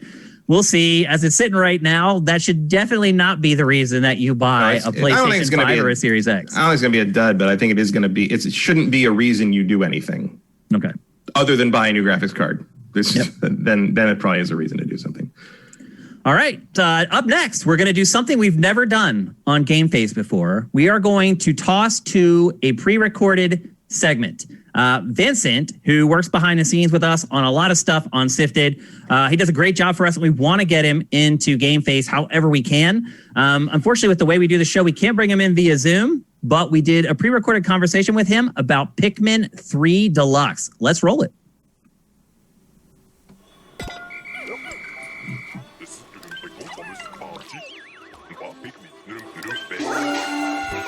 Hey everyone, this is something new for GameFace. We're doing some pre-recorded segments with our good friend Vincent, who works really hard behind the scenes on a lot of stuff on Sifted, and we want to get him into GameFace. But unfortunately, with the way things are set up with COVID right now, we can't exactly do it live. So we've decided to pre-record some stuff with him to go in the show going forward, and the first thing we're going to talk about is Pikmin 3 Deluxe. Did you play the Wii U version of Pikmin 3? Yeah, I played it a ton. Like, I checked my Wii U stats a bit ago, and I had 185 hours in it. Oh my gosh. So it's safe to say you're a big fan of this game. Yeah, I was playing it a ton. Like, I was able to do the campaign and the minimum number of days you need. I was trying to get my high scores and all the mission mode stuff. And I don't even remember, were those things like uploaded to a server somewhere where you could there compare? are rankings that let you compare to everyone. Oh, I think okay. the Wii U ones eventually got hacked, but they didn't when I was playing it. They got hacked? Yeah. Why would somebody hack that stuff? Of all For the things. same reason all the rankings are hacked. For the Like same- with my Watch Dogs, that was hacked when all those rankings. Oh, really? Interesting. So Yeah. people are trying to hack them to put their name up there and Yeah. higher in the ranks? I mean, but it's weird. In Pikmin, there isn't even a name. It's just a score. Again, why would they do that? So you're a veteran of the Wii U version. I played the Wii U version and I finished it. I didn't play it much after I finished it. And just very quickly for people who aren't familiar with the franchise, the first game, excellent, but it had like a time limit that you basically had an oxygen level that you had to manage. And when your oxygen ran out, you would die. And then they removed that in the second one. And I don't know. I like things about the first one and the second one for different reasons. Like, I don't know which one is my favorite. But it was way more laid back. They removed like the oxygen limit and the time limit, and you could just kind of play it at your own pace, which had its own rewards. So anyway, Pikmin 3 kind of followed more closely in the steps of the second one than the first one. And they've re-released it for Switch, as they have done a lot of Wii U games on Switch. Vincent, what are the big changes for the deluxe version? So the bulk of it is the same as the Wii U version, but there's basically three main categories of changes. First of all, they tried to make it a lot more accessible. There are 3 new difficulty modes. There's a normal, hard, and then ultra spicy, which I'll get to in a bit. The hard is basically what the Wii U version was, except it's a little easier since there's more nectar around to make your Pikmin grow faster and such. Yeah, if you But guys the remember, that's easy like mode the golden honey-like stuff that you get in Pikmin to help your Pikmin grow. Yeah, but the normal mode gives you more time in each level. I think it makes the enemies have less HP. Okay. I played on hard. And how much of a because I just challenge was wanna- it for you as a veteran of the game? Not really a challenge at all. Okay. There is a third mode called Ultra Spicy, which removes a lot of that bonus nectar. It also means you can only have 60 Pikmin out at a time instead of 100. Okay. Yeah, you need That to makes a normally big difference. Yeah, that's why I didn't choose it, because No, I like I being will able say to do- Pikmin 3 wasn't that hard. I felt like by the time I got to the end, like my reserves were like kind of beyond where I felt like I could have just like stood there for like a week and not died still because I had kind of built up my reserves so much. But you're saying it's basically the difficulty curve is essentially the same as the Wii U version. Yeah. With a couple extras added. Mm-hmm. Okay. And then the main campaign, the story for Pikmin 3 hasn't changed, right? Like the core story is still the same. Yeah, there's a group of 3 adventurers who are going to this new planet in order to find food to save their home planet. But it starts by them getting separated, and then you've got to find each other, and then you've got to find the cosmic drive key that's been stolen by a mysterious Olimar figure. Which actually segues nicely to a couple of the other additions. Now there's a co-op mode, right? A split-screen co-op mode? Yeah, the main there's always been co-op in the mission mode, but now you have co-op through the whole campaign. 2-player, but it's local only, unfortunately. There's no online. No. Which No sucks online right now for because it may be kind of hard for a lot of people to have a friend come over and play, right? Yeah, that also hurts more for the multiplayer. The bingo battle mode is good, but it's also local only. Why do you think So they haven't included online play in this? Because they've done so much work. We're going to get to some other editions here in a minute that are pretty awesome. Why do you think they didn't include online play? Seems I'm like a honestly no-brainer. not sure.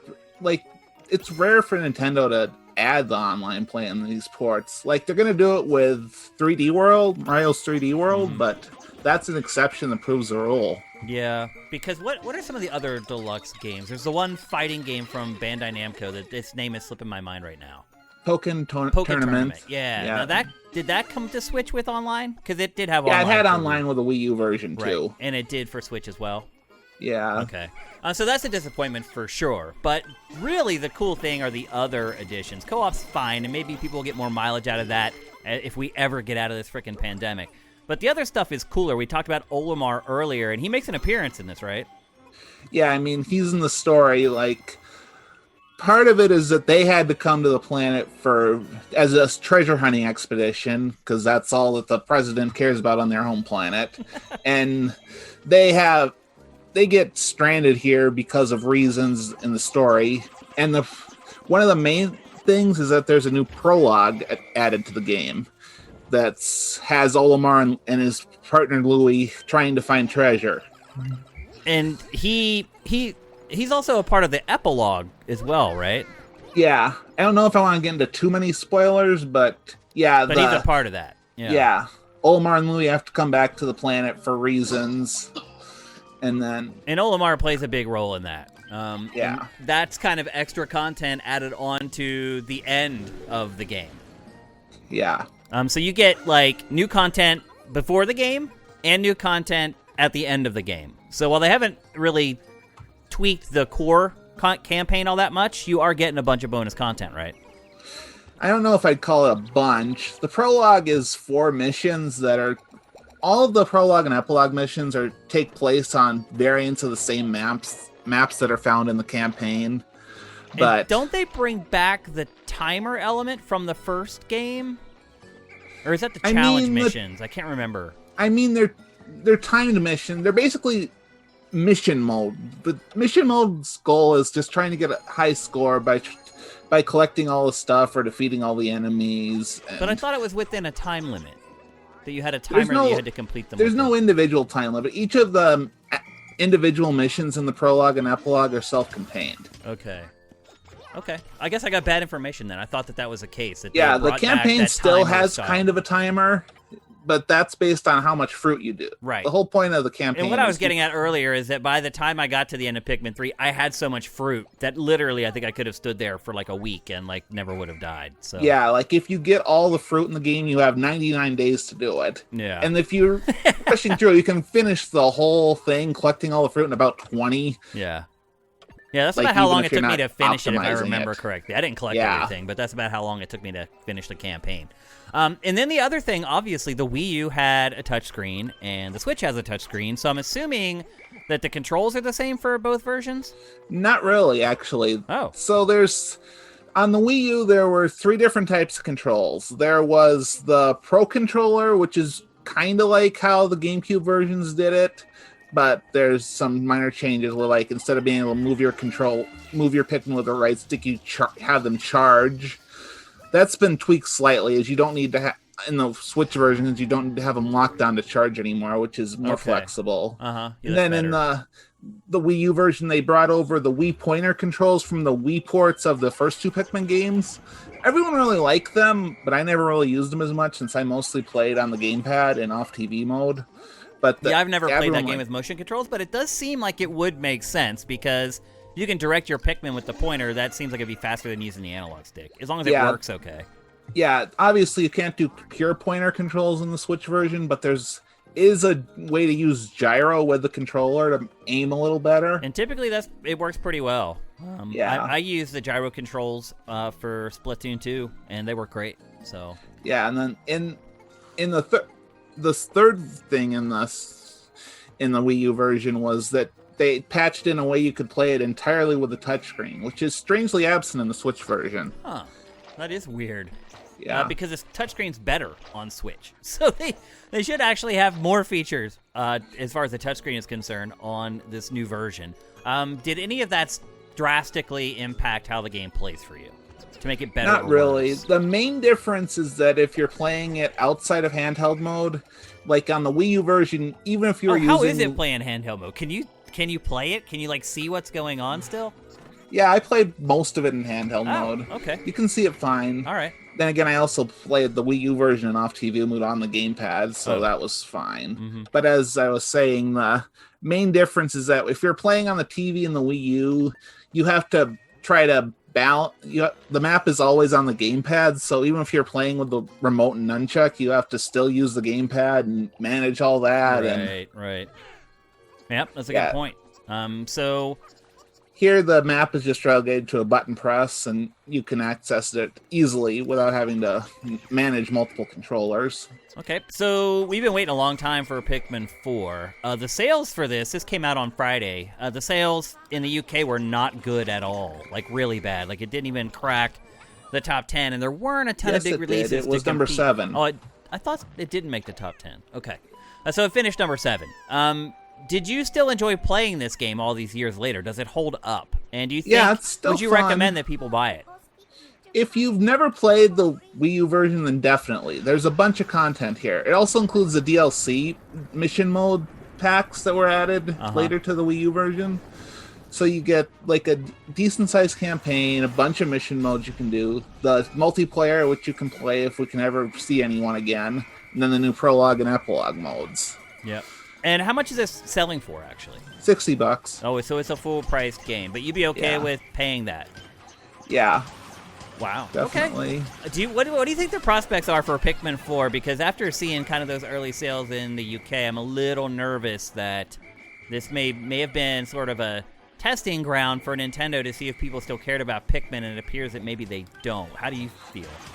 I'm worried, but hopefully it's just that UK chart was only physical, and all the physical things are down. Yeah, everyone's staying at home right now. That totally makes sense. And I'll just say this: I love Pikmin. I have loved all 3 games for kind of different reasons, and I hope it continues to exist. And if you look ahead at the release calendar for Switch, that could be a real nice hole filler for Nintendo. And we've heard all these rumors about how it's basically finished and blah blah blah. So I'm hoping this doesn't pour cold water on Pikmin 4 because I really want to see it and I really love this franchise. And hopefully you guys will go out and pick this up on Vincent's recommendation to support the franchise to ensure that we get Pikmin 4. Any last words, Vincent?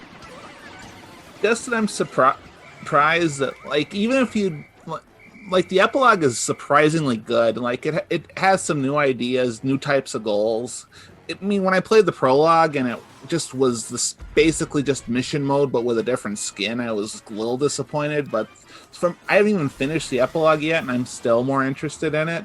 Good. Yeah. All right. So there you go. That's Pikmin 3 Deluxe on Switch, $60, and Vincent says give it a go.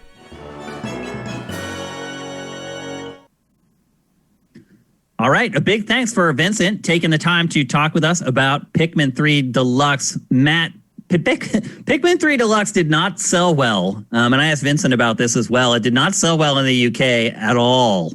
I didn't even realize it came out. Yeah, it came out this past Friday. Do you think that might be the end of the Pikmin franchise? You think it can... Unless Pikmin 4 is really done somewhere, like the rumors have said for so long. I mean, didn't Miyamoto say that Pikmin 4 was basically done? Yeah, he's on the record saying it was basically done. So I don't know either. One thing I should bring up, though, a lot of you guys I saw a lot of people in chat saying that they had never played Pikmin before in their lives. And that's why we're here. And that's why we did the segment on Pikmin 3. But most importantly, there's a demo right now for Pikmin 3, a free demo available on the eShop. So if you want to check it out to see if you like it, and it is a little bit of an acquired taste. So if you want to check it out and see if it's for you before you plunk down your money, you can go download the demo and off you go. All right. Next up, Matt and I are going to give our recommendations for Generation 9. You can call this like the Gen 9 Buyer's Guide. You can call it the Ultimate Generation 9 Preview, whatever you want to call it.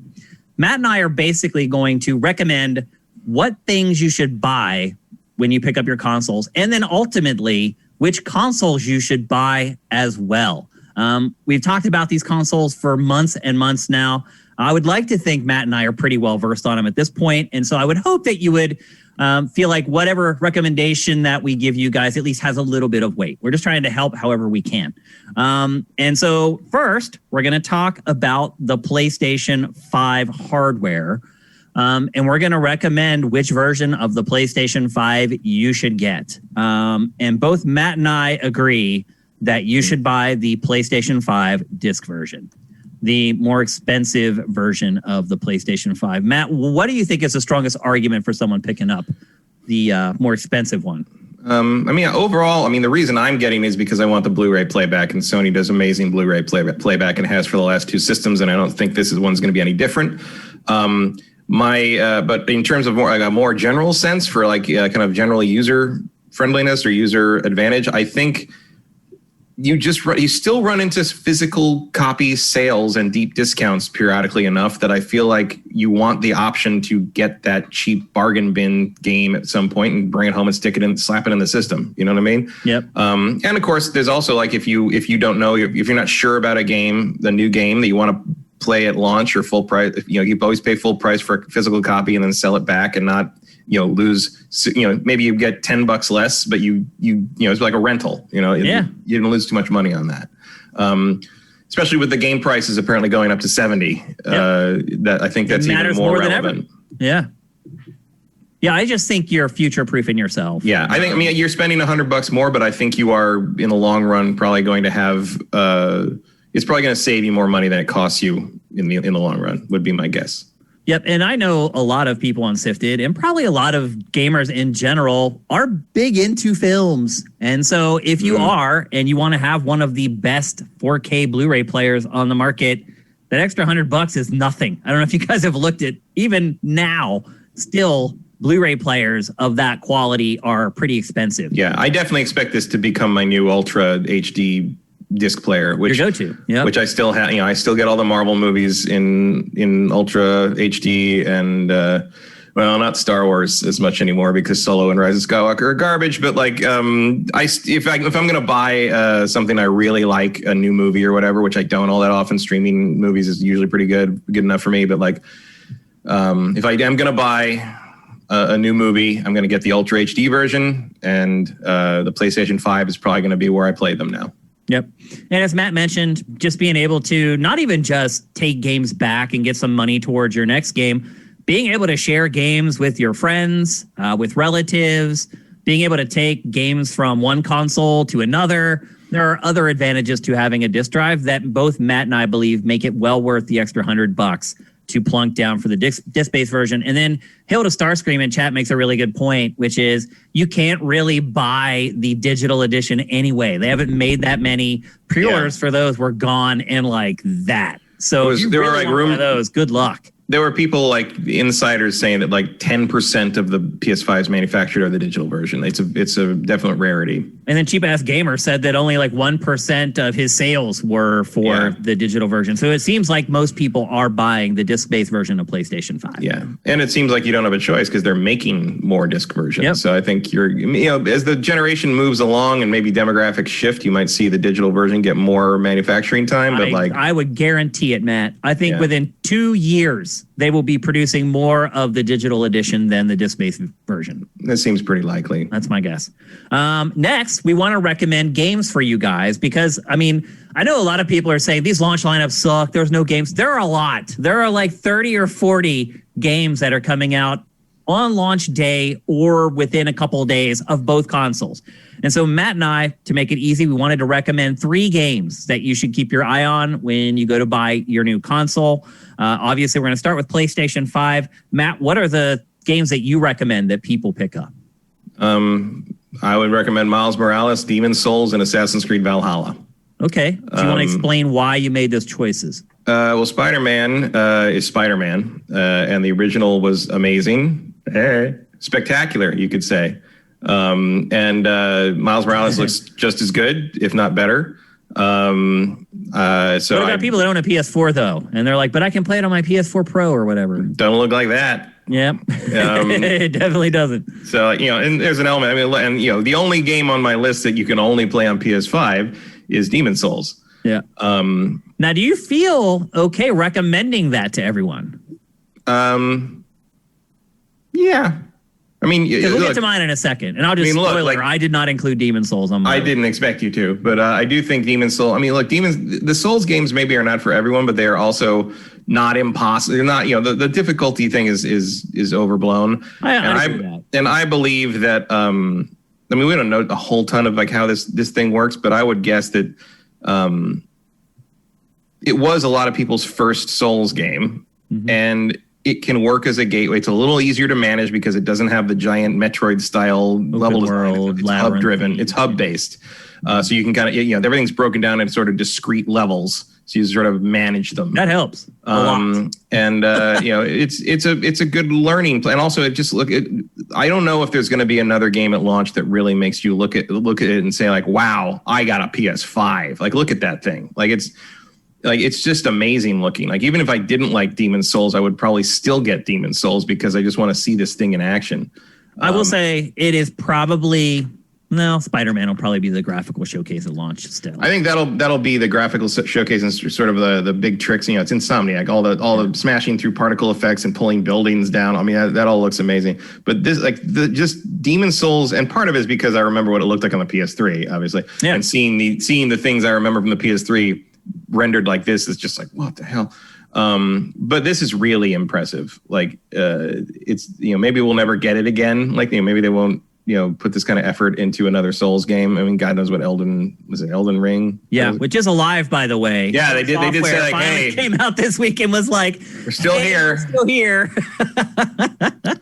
And look, the part of the problem with like launch titles tends to be like they're simple or they're shallow or you don't play them very long. Demon Souls keep you busy a while. Like, you get your money's worth on this one. Yeah. Some people may not like how they're getting their money's worth, but they'll definitely get it. So I picked. Then Assassin's Creed is because it's the only other thing coming out that week that I think is looking like a really good game. Yeah. Well, I'm playing that right now, but I can't say anything about it. The embargo for that is up on Monday, by the way, for Assassin's Creed Valhalla. We can put up some gameplay on Friday, and then reviews are on Monday. So I'm thinking about getting something together for you guys for embargo break. Stay tuned. In my games, I chose two of the same games that Matt did. I just think that you can't really go wrong with Assassin's Creed Valhalla. You can't go wrong with Spider-Man. I did swap out Demon Souls. I do hear you, Matt. I do think for people who may not even like the game, they may like just looking at the game and having the game to show it to people. But I do think there will be a pretty big segment of people who buy PlayStation 5s at launch, who buy that game and go home and are like, what the hell have I done? Well, that's why it's important to get the disc version. Yeah, exactly. Yeah, there you go. Oh, we definitely recommend getting the disc version of Demon Souls for sure, in case you don't like it.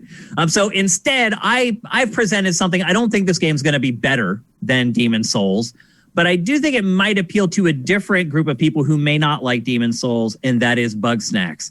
The game that we didn't even know what it was for the first month that we knew about it. But as it turns out, it's basically a Pokemon Snap clone. But also, it's free. Yeah, you'll get it for free. Yeah. If you download it before when? I don't know. I don't know if I will. Off. I think it's February 1st or something like that. It's probably about when they're going to turn over and start offering Destruction All-Stars as the free game. You're right. I think you're right, actually. Yeah. I think that's exactly what's going to happen. They're going to take Bugsnax off the freebies list, and they're going to just then create a new freebie for the new game. So Bugsnax is a lot of people have kids and they're going to bring this new console home, and they may have to convince the wife that it was a good idea to buy it. And if you come home and it's just Demon Souls, and kids probably would like Spider-Man. If you bring it home and it's all Demon Souls all the time, you may get a cocked eye from the wife or the girlfriend. I think this would get me more of a cocked eye. Oh, really? Most people. Yeah.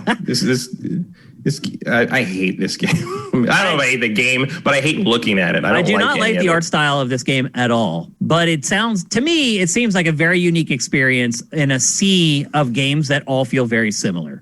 Why would you want to replace your hand with strawberries? It doesn't make any sense.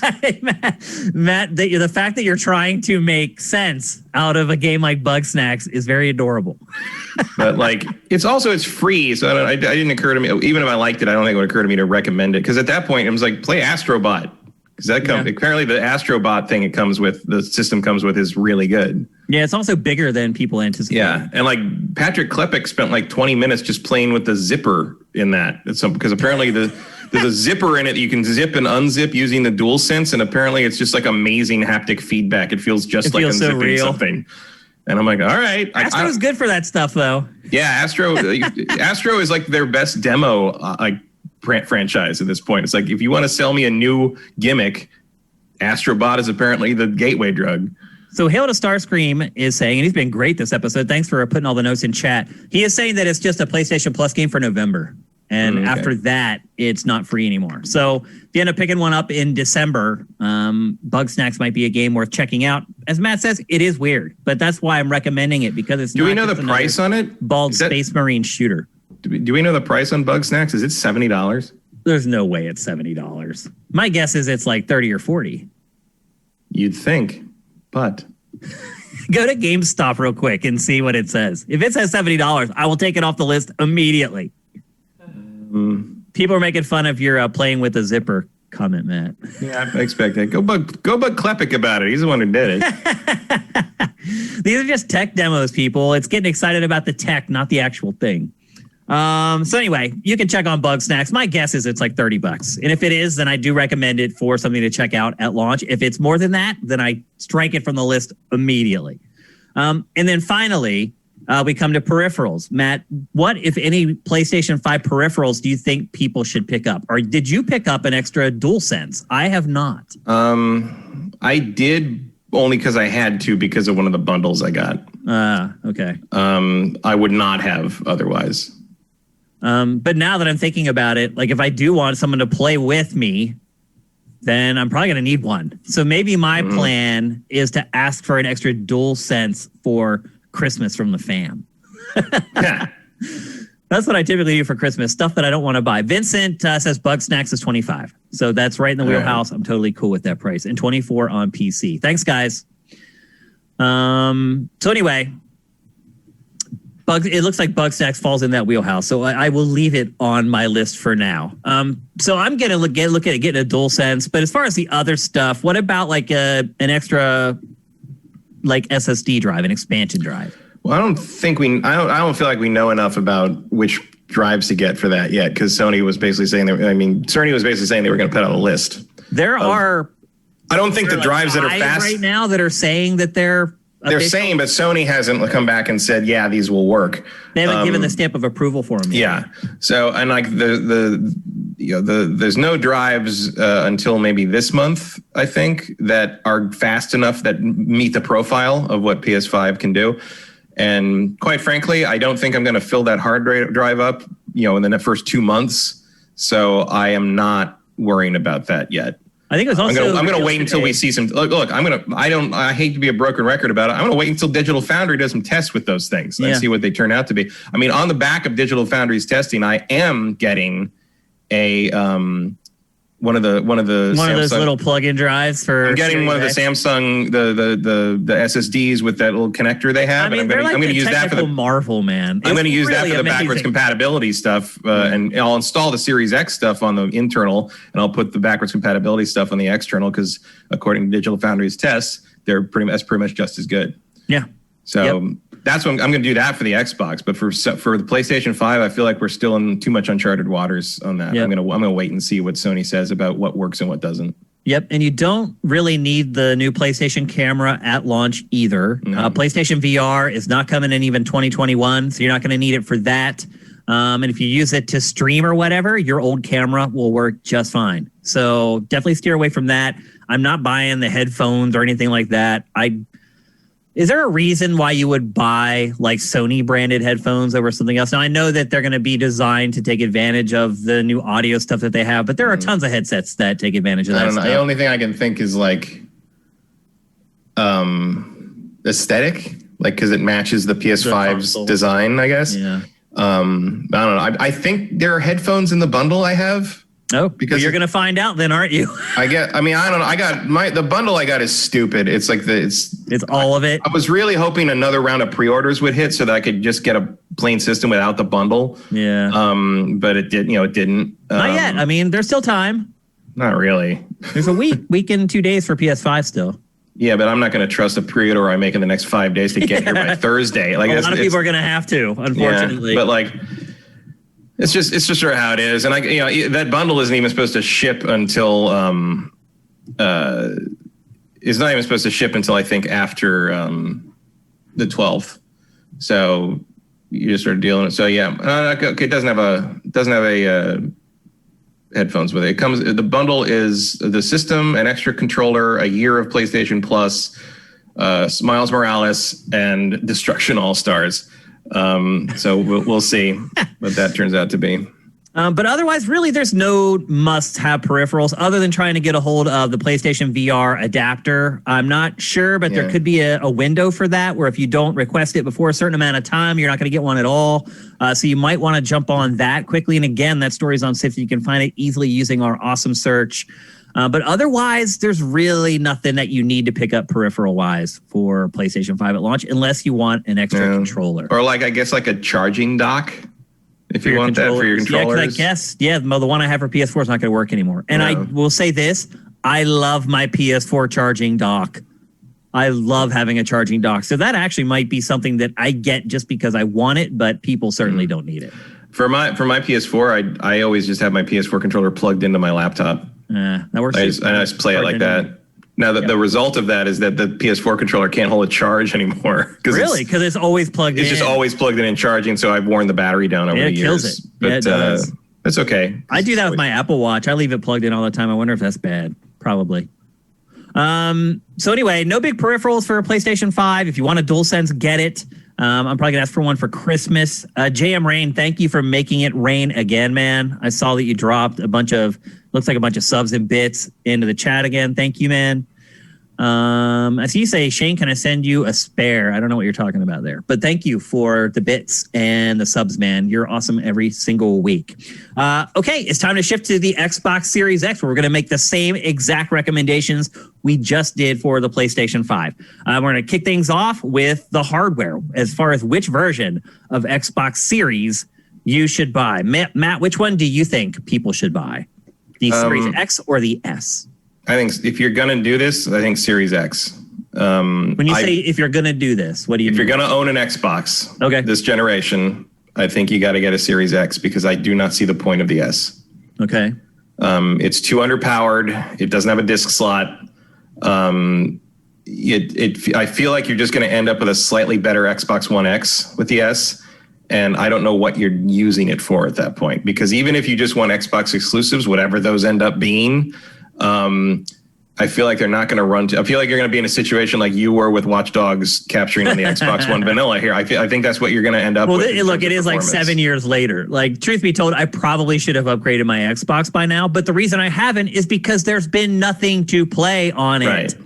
If there were exclusive games coming that I really cared about, I would have absolutely got the One X. Why did I upgraded mine because I wanted the Ultra 4K play brand. Yeah, I totally understand it. Yeah, I didn't have a 4K TV, so there's no need for it. And I did not anticipate it becoming my main multi-platform console, but it did. Like, I hadn't touched an Xbox One controller in probably a year when I got the Xbox One X, but now it's the thing I play the most. Because it runs the games better. The third-party stuff. It's all it is. Yep. I will always go back to Sony for its exclusives. Like, obviously, if I was going to tell someone which system to buy, imagine there's no next-gen consoles coming, and someone said, "Which one do I get?" PlayStation, because it's got the exclusives, and the slight hit in performance is worth having those other Sony games. Yeah. In my opinion, but. Because I have both, I have a choice, and that's great. So that is probably what's going to, theoretically going to end up happening with the Series X for me is the Series X will kind of be where my multi-platform gaming goes, unless the PS5 turns out to be way more of a powerhouse in terms of optimization for third parties than we think it will be, which is possible. But my actual opinion is that you probably shouldn't buy an Xbox yet. Like, interesting. I think you should wait until you see what their exclusive lineup's going to be more concrete. And when it's going to come. Yeah. Yep. I think you have, unless for whatever reason you just want to play Xbox stuff, you want to be an Xbox person and not a PlayStation person, or you want both of them. I don't think there's a reason to buy an Xbox yet. Not for Big years. words, bold words. So now it's my turn to recommend which version of Xbox you should get. And I'm going to hedge a little bit. So I'm going to say if you are buying Xbox as your primary console, and if you're someone who's only going to be able to buy one of these, which I suspect a lot of people are in that boat, and you're going to have to choose. And so if you're in that boat and you have to choose between an Xbox Series or a PlayStation 5, I say get the Xbox Series X. Get the more expensive Xbox. If it's going to be your sole console, what's going to happen right out of the gate is you're going to start buying all your third-party stuff for it. So you're always going to want to have the most powerful console possible to run the bulk of your library. Now, let's say you're like Matt and I, and you're going to end up with both consoles, and you're getting them both at launch, or you're planning on getting both at launch. Then I would say I would buy the Xbox Series S because it's way cheaper. So the investment is far less. You have more money to spend on games. 2, it plays into what Matt said. There aren't going to be a ton of big exclusives right out of the gate. The few that are coming, you're probably going to be perfectly happy playing on the Series S. Now, 2-3 years from now, when the big exclusives start coming out, which is when I suspect most of them will start coming out, my guess is the Series X is going to drop in price, and there may be already some other mid-cycle thing on the way being talked about, some next upgrade. And so chances are you'll probably be able to buy the more powerful one for a cheaper price. So that's what I would do. If you know you're going to buy a PS5, but you still want to be able to play those Xbox exclusives, I say buy the Series S. I really think that the majority, not the vast majority, but the majority of people will struggle to see the difference between Xbox Series X and Xbox Series S. I really do. I don't think our audience will, though. No, especially now that we're finding out that ray tracing is going to be like this rare bird that only appears in a few games. I don't think we're finding that out. I think you're really overstating the ray tracing problem. Like it's not going to be like that. It really won't. Okay. Well, it's just going to be a performance. I still recommend for people who buy a PlayStation 5 to buy a Series S instead of a Series X. And I will say, if you bought a PlayStation 5, do not buy an Xbox at all. Well, you said that, period. Don't buy it. Yeah, I mean, that's true. I mean, I think the PS5 is the choice here, but I really would adamantly say do not buy a Series S. I think the Series S is a complete dead end. I do not understand why this... I mean, it's an underpowered, not cheap enough to justify the underpoweredness. It has no disc slot, so you're stuck buying digital games, so you can never like hedge your bet on the return. But look, Matt, I'm saying this is your second console. You're not worried. You're building your library on. Well, then what do you have? That was a big part of my but when you say that, I don't understand what it's for. Then there are no Xbox to play the exclusives. There are no exclusives. There's nothing. There will be. What? What do you mean what? You just said wait like in 2-3 years when the other stuff that from the no. There's going to be smaller exclusives that are going to be coming out before we get the big stuff like Avowed and Elder Scrolls and Starfield. Oh, Avowed is years and years. Avowed is right in that space where you're talking about actually look at whether there's a new upgrade or price drop on the Series X right there. No. My point is that there. No, Matt, you're not listening to me, bro. My point is there are going to be other games. There's going to be an exclusive release like in February. And another one next November, and another one in December, and another one the next February, and another one. That is just going to happen, Matt. They have to release games, or they have no right. But platform. I'm saying, and so I'm telling you, those are going to be the smaller exclusives, and I'm totally fine playing them on Series S. If I want to play Obsidian's next Grounded, I really don't need a Series X to play that. I'm not going to really lose anything. But that's kind of what I'm saying is. We don't know what those exclusives are, so why buy a console for something you don't know yet? I think we can assume that they're going to be smaller games, period. Right, but I'm saying, like, how do you know you even care about them? I'm not going to care that much about playing those with ray tracing. I'm just not. Okay, let me finish my sentence.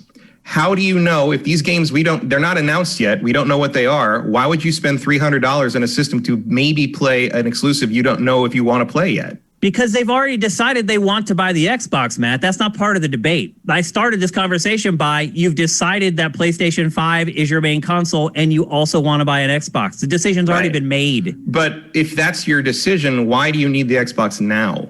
That's what I'm saying. My So recommendation. you're asking the people who have decided. You're basically just saying, why would anyone in their right mind get an Xbox at launch? If you already have basically what you're saying. If you already have a PS, I mean, I'm not saying that exactly because I am getting an Xbox at launch. So of course, there you go. And the argument could be made that I am not in my right mind for doing that. Yes, but that's what I'm saying is like if you're going to buy a PS5.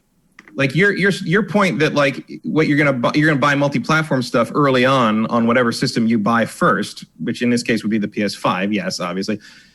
Do I think that the performance differential is going to be that pronounced? Does it matter, especially if you're going to buy another system like 2 years down the line to play Avowed or Starfield or whatever? Probably not. Like we don't. I mean, maybe other people do, but we don't. You and I don't go back to non-favorite games too often. Yeah. So what I'm saying is, you're going to buy a PS5 now. And I don't see the reason to also spend the money on an Xbox, even a Series S right now, before you see what these other smaller. I mean, obviously there's Halo Infinite, which who knows when that. Who knows? I think we're assuming mid next year for that, or maybe late next year. Like who knows? I mean, didn't they lose another person again? Yeah, we're gonna talk about that in the Xbox section. It's I'm sure down the line somewhere there's going to be Xbox exclusive, Hellblade 2. I definitely want to play that. We don't know when that's coming next year sometime, they said. Obviously, whatever Obsidian's got in the pipeline, besides Avowed, Bethesda one day. But I mean, look, you can count on Halo and Hellblade. And I'm okay playing those on the S. I just am. They're really last gen games that were kind of bridge games between. Hellblade 2 is not. Hellblade 2 is definitely not that. I have a feeling Hellblade was originally in development for last gen. No, it wasn't. It was always. If you know insider information. Always in development for Unreal 5. I'm just saying, my experience in the industry, I would be really surprised. Hellblade 2 was always in development for Unreal 5, and I don't think Unreal 5 works on current gen. Unless I'm very mistaken, I don't think Unreal 5 does that. Actually, yeah. Other stuff, probably. I mean, I'm sure whatever if there are these Ghost exclusives that they haven't announced yet coming up, or I'm sure some of them are just the current gen things that now. I mean, that's what Smart Delivery's for, right? Yeah. To make those current gen projects look like they belong on next gen. Mm-hmm. But again, you can also play those on PC. So it's a hard recommendation to make, I think, right now, until they really have a silver bullet of a game, which I just don't think is going to be Halo Infinite. Okay, hope we're wrong. Here's what's really telling. So just like with PlayStation, now Matt and I will recommend games that you should pick up at the launch of Xbox Series. And Matt was unable to come up with any games. And so he said, I guess Assassin's Creed Valhalla. Yeah, I mean, if you don't have a PS5, Assassin's Creed is the game there. And then my only other thoughts were like last gen games that will run better on the new system. And it was even in. I mean, I didn't write this blurb on Sifted, but one of the stories about I don't know if you did or Vincent did, but it was about Master Chief Collection on the Xbox One, and it just Xbox Series X or Xbox Next Gen, and it described this Master Chief Collection as slowly turning out to be the flagship title of the new system. And people are like, what? And I'm like, yeah, it's true. It's absolutely true. It is. It's the best value for the money. It's the best games probably that you can only play on that platform. It's got the most robust online support of anything on the Xbox new system. I mean, I'm going to install it and play it. That's where we're at. But I will too, because I love the games and I'd love to see them. And apparently they're going to look really good and run really well, and it's going to be great. But you know what, Matt? Ray tracing still dicey on those. No ray tracing in there. That's crazy. That's what I'm saying. Like that actually is what made me bring that topic into the show. Was seeing that the Master Chief Collection, they were like, I don't know if we can make it work. I was like, what are you talking about? It's the Master Chief Collection. Well, I think the problem the alarm bells went off. I was like, holy crap. Part of that, I think, is that, again, you have to build that in from the beginning. Yeah. Like, that game you can't just slap ray tracing in something that already exists and call it a day. Like, that's it's not like a paintbrush. You just slap it. And they already spent 4 years getting that collection into shape, making it work Which properly. is also insane, I would add. At a certain point, you just have to stop throwing money down the Master Chief hole. You can start making jokes about that right alongside the zipper thing.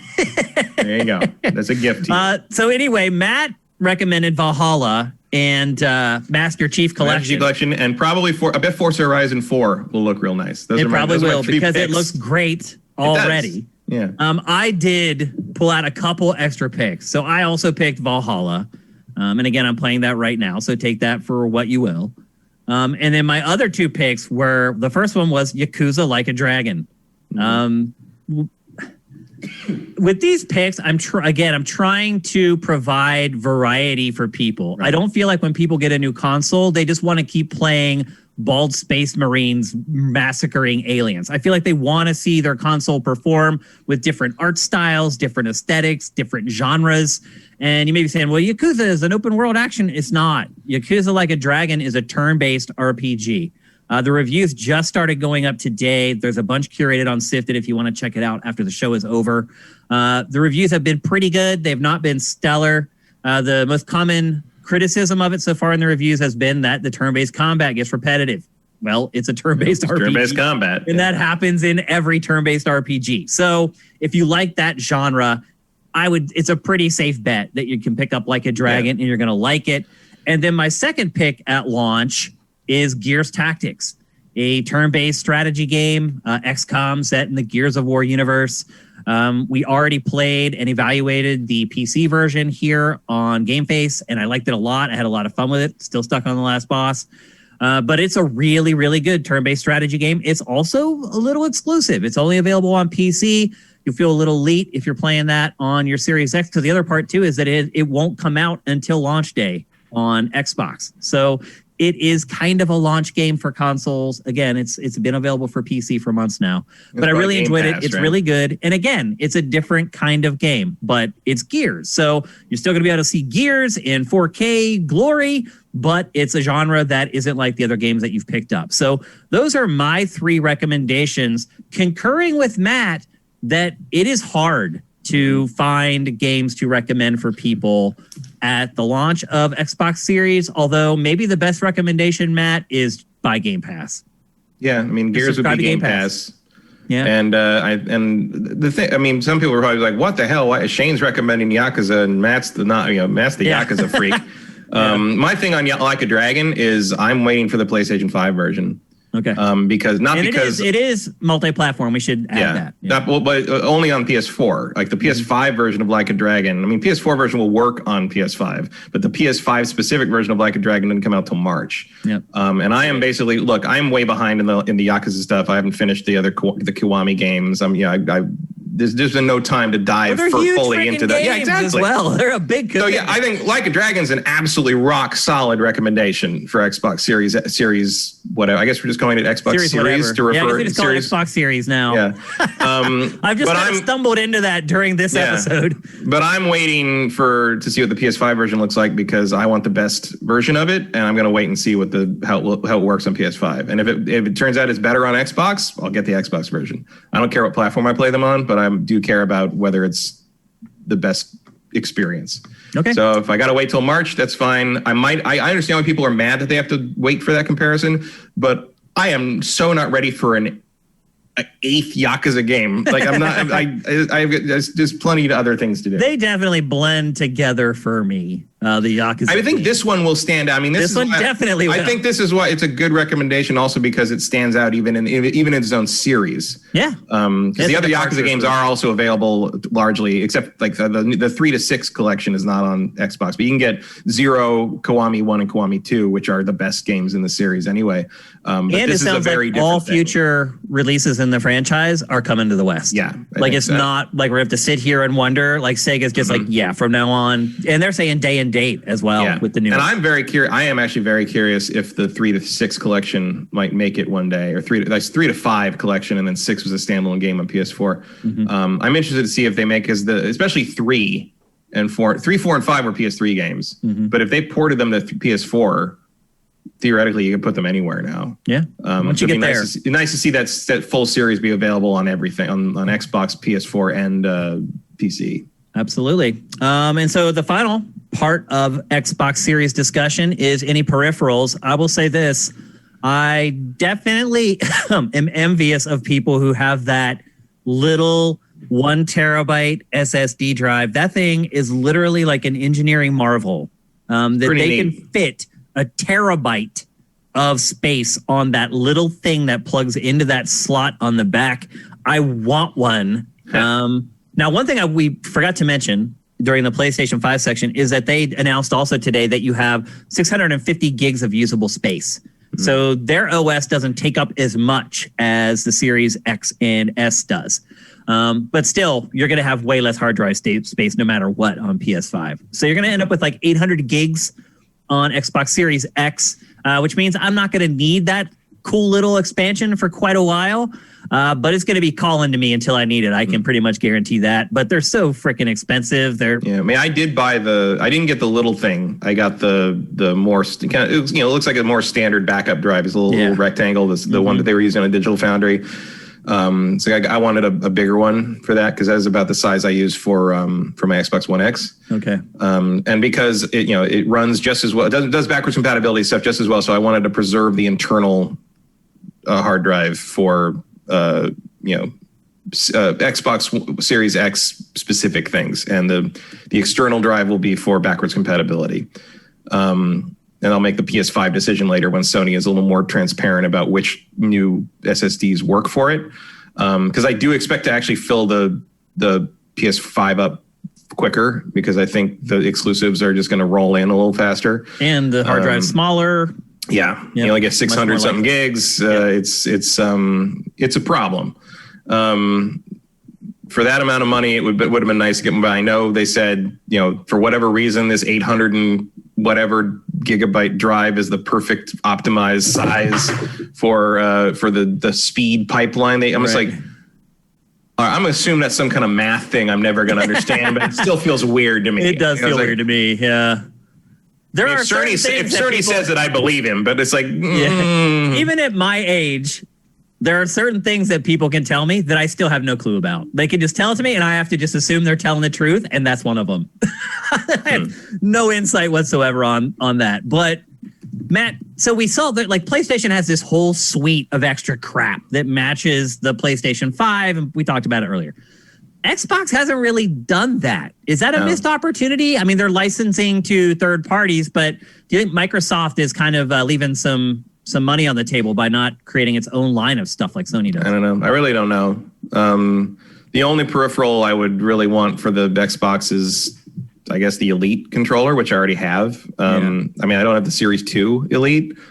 Maybe I'll get that eventually for it, but it's like, I don't know. Like there's not. I mean, graciously, Sifter's got, and this is awesome. Sifter's got me the new Xbox Elite controller for Christmas, right? Yeah, and I hadn't ever really got to use it. I have been using it all this week to play Watch Dogs, and so thank you guys. I'm finally getting to use it, and as soon as I get my Series X, I am ahead of the game. I already have the best possible controller available for it because of you guys. So thank you. I mean, Microsoft never seems to have a whole lot of interest in the peripheral game. No, they just don't. I don't look. Just about anything works on it. To know if Sony's really making a lot of money off of it, and it makes more sense for Sony because they're a consumer electronics company. But Sony can make all that stuff themselves. That is part of the deal. Yeah. So maybe it's just a manufacturing thing, but there's really nothing like that for Xbox. You're gonna have to go to your third parties, and I know for a fact that like Astro, I use only Astro headsets. Astro already has and a pretty cheap version too.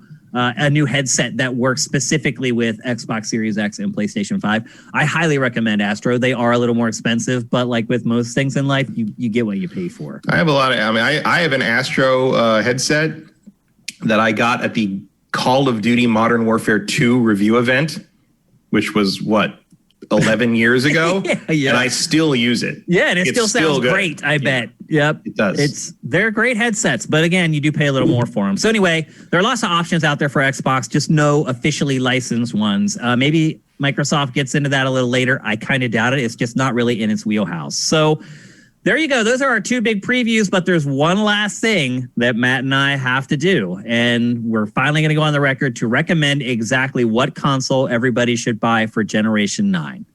We've talked about these consoles for months.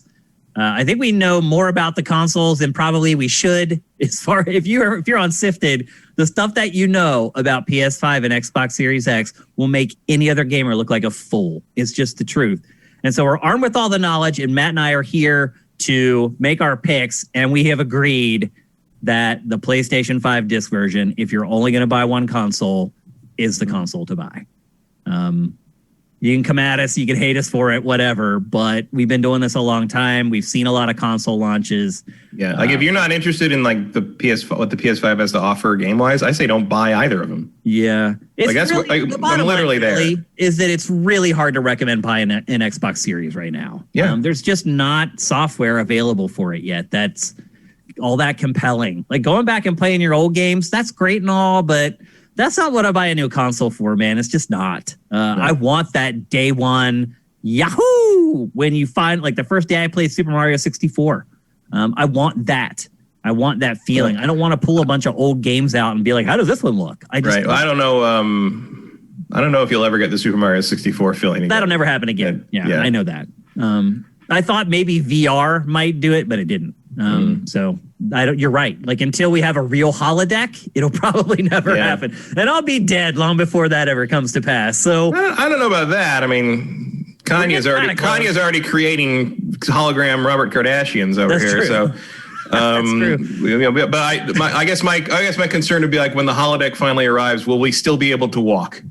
Yes, because we may not have the legs. We'll all just be in our wheelchairs, and that's very nice. It's not that well. Also, it may not be that far-fetched as far as like just humans evolving because we're sitting so much in front of computer screens. Like our legs may just disappear someday. We may all need chairs to get around. It's kind of crazy to think about. Going full transhumanism there. But anyway, there you go. There's our buying recommendation for Generation 9 out of the gate. We'll probably look back at this at the end of the year, and I think we'll have a better roadmap of what's going on with Xbox, not the end of this year, end of next year. And we'll have a better roadmap as far as what's going on with Xbox Series, as far as what exclusives are coming and when. But for right now, I think both of us feel pretty confident that for the next year, the PlayStation 5 is probably going to be the better console to own. So it gets our recommendation. So congrats, Sony. You've done a good job. So is Xbox. I'm really encouraged by what I've seen from Xbox so far. Like, I think Xbox is doing the best they can with what they have. Yeah, out of the gate last gen, I didn't think they had a chance. And this gen, I know they have a chance. And they definitely, I mean, the developers they've bought, obviously there's going to be lag time between, the purchase and the output. But I mean, pretty much every developer they bought, I'm excited to play whatever they make next because of what they've made before. So I think they're all smart purchases. It's just going to take time for that fruit to bear. Yep. And look, this time next year, our tune could be completely different. We could know when. Really, who knows? It could move fast. And like some of these smaller exclusives that I was talking about earlier on Xbox, like some of them could end up becoming amazing. Like who thought Fall Guys was going to be a big deal? Like you just never know. So we're just talking right now. We'll see what happens in the coming months. But I could. Or Among Us, which for a time I confused with Fall Guys. You're right. Characters look kind of similar. Yeah. And so right now, I just think this is the best recommendation we can make to our audience as far as the best, smartest way to spend their money within 7 days. Mm-hmm. So there you go. Next, we're going to talk about toxicity, gamer toxicity. The reason most of you guys never use headsets anymore. And I will say this, when I was playing the Call of Duty Black Ops Cold War beta for like 3 weekends straight or 4 weekends straight or whatever the heck it was, it seemed like it never ended. There were many times where I was really angry that no one had headsets. And it's not that game is all that tactical, although some of the new modes are, to be sure. But there are just times where you just need someone to hear you say, dude's in the bathroom or dude's by the spawn or whatever. Chat can be an essential tool to being better at games. But I understand why people don't want to do it because for the bulk of the time that you spend playing games online, chances are you're listening to, not exaggerating, like a 5-year-old playing an incredibly gory M-rated game, screaming expletives and racial slurs. And it's a stereotype because it's true. It does happen. And so I understand that a lot of people have kind of just turned their backs on in-game chat. Heck, the Switch doesn't even have it. But Amazon hasn't given up. And so oddly enough, Amazon filed a patent this week. And I guess it's for some kind of an algorithm or some kind of equation that will somehow identify toxic players and then put them all in servers together, which to me is just glorious. Like, I cannot think of a better way to punish toxic gamers than to put them with nothing but other toxic gamers. Like, that is a reality TV show that I might sit and watch, to be honest with you, Matt. Could you imagine? If you put all the worst people in one server, what do you think happens? Do you think... I mean, that's pretty much all reality shows, right? But do you think it goes nuclear, or do you think because they're all terrible that it's just like dead silent? I would guess it's just a bunch of screaming. You think it just goes nuclear? Yeah. Because there could be, because they're not getting... Because look, all these people want is a response. So if they're... I think they'd get a response. But if the other response is just someone else just also being a dipshit... Do they get what they want from that? And if they don't, do they just become silent? Yeah, no, it's a tension one way or the other. I mean, look, my strategy for that was to be a dipshit back. Oh. And every once in a while... every once in a while it did. Well, you're really smart, and I'm sure your comebacks probably blew them out. But somewhat. I mean, we would basically... Yeah, you remember Andrew and I, we would basically we would get a little weird and meta on them until they didn't know what to make of us, and then they just leave. Like that happened a lot. You played the weird card where people can't figure you out. That'll make people shut up too. Well, the thing was, our main thing was to whatever weird insults they were throwing at us, we would just sort of follow that to the logical conclusion. And the other thing that used to shut them down, they would call us homophobic slurs, and we'd be like, yes, we are gay. Is that a bad thing? Is that a problem? And they'd be like, what? I mean, I don't care if you're gay. I'm like, well, then why are you calling me that? Because if you said that, but clearly it's bad if you were calling me that, right? He's like, well, no, that's not what I meant. You're literally dealing with people that were calling you horrible names, but all they wanted to do was call you a bad thing. Right. They weren't thinking about the thing they were calling you. And they're like, no, I didn't mean to say gay people were bad. And it's like, well, then why are you using that word to insult people? And they're like, well, it's just because it's a bad thing. I'm like, yeah, but why is it bad? And it would get very trolling.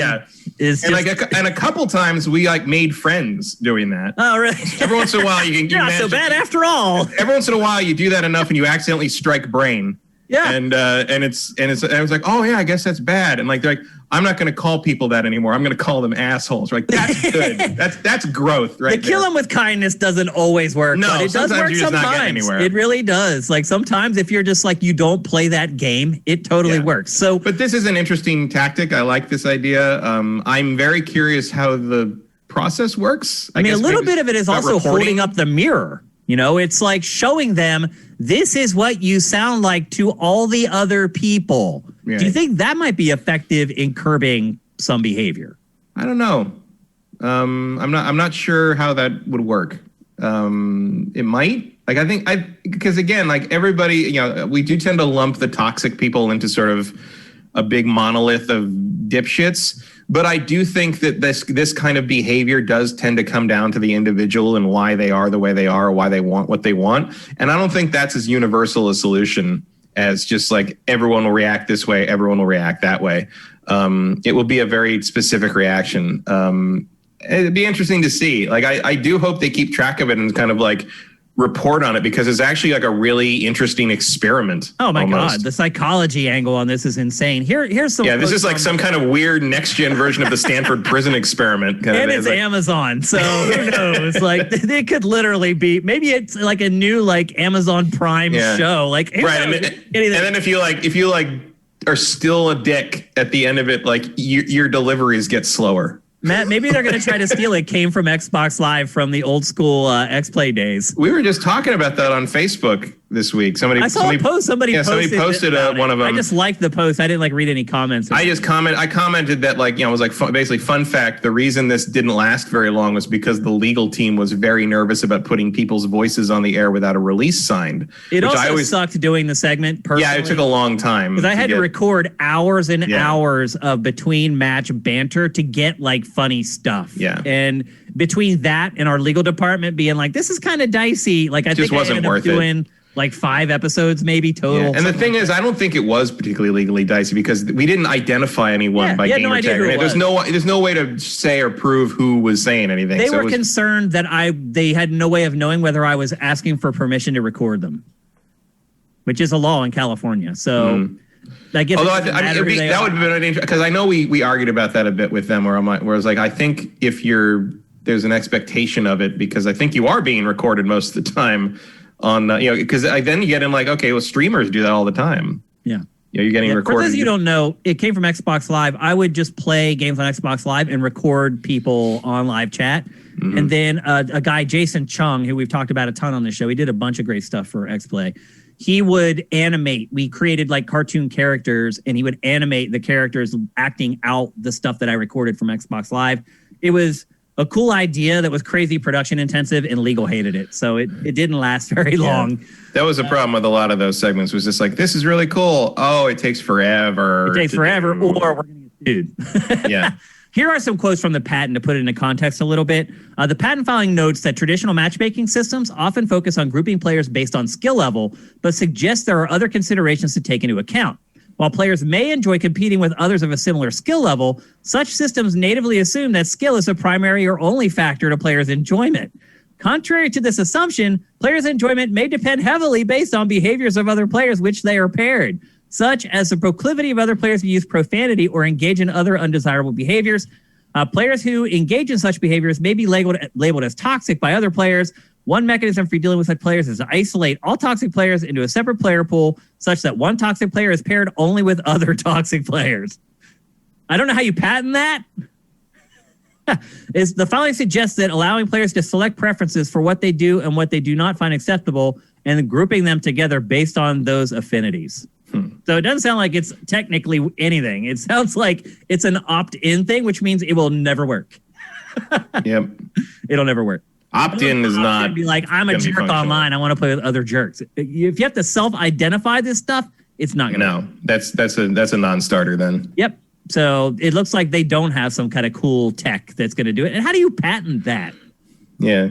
It's like patenting giving someone an option to do something. You can patent that? Okay. That's weird. Yeah. So anyway, I think it's a great idea. I think it would, honestly, if they created a system where people could work their way out of it by being good, I think it could actually be effective. But if you marry that to like the skill matching system, like you got a skill matching system paired with a dickhead system, like I think you got a thing there. You can find the cross section of people that you actually want to play with. But it sounds like they'd probably have to intrude on privacy to do a lot of this stuff, which is probably why it's an opt-in system in the first place. But I will give Amazon credit. They're trying to break into the games industry and doing a really poor job of it.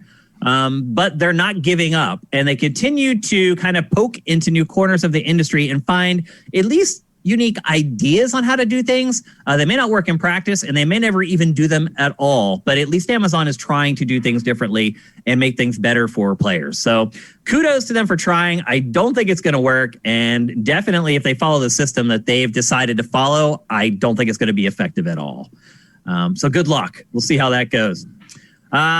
Next up, our very last update on Xbox Series. And this section is really small because we have run out of updates really for Xbox Series X or S. We have everything. The console literally launches in 1 week. But there were a couple tidbits this week that ended up being kind of big. And the first one is, and we mentioned this a little earlier, Halo Infinite just lost its director, Chris Lee. He has not actually left Microsoft. He is still at the company. He has stepped down from his role as director of Halo Infinite. And here is his quote on the day he announced that he was stepping aside. I have stepped back from Infinite, and I am looking at future opportunities. I believe in the team and am confident they will deliver a great game, and now is a good time for me to step away. I am pulling the ejection handle, folks. No more for me. He pulled the ripcord. He's like, I'm out of here. Dude, we just delayed the game. It's our flagship console launch game. We are under so much heat for everything that has happened. And now is a good time it's all coming together. It's great. You're looking good. You're going to get there. It's going to be awesome, guys. I'm just going to be over here. Cue the Homer sinking into the hedge gif. Not the most encouraging possible development for Halo Infinite. What is going on, Matt? Why are they struggling with this game? I don't know. Halo.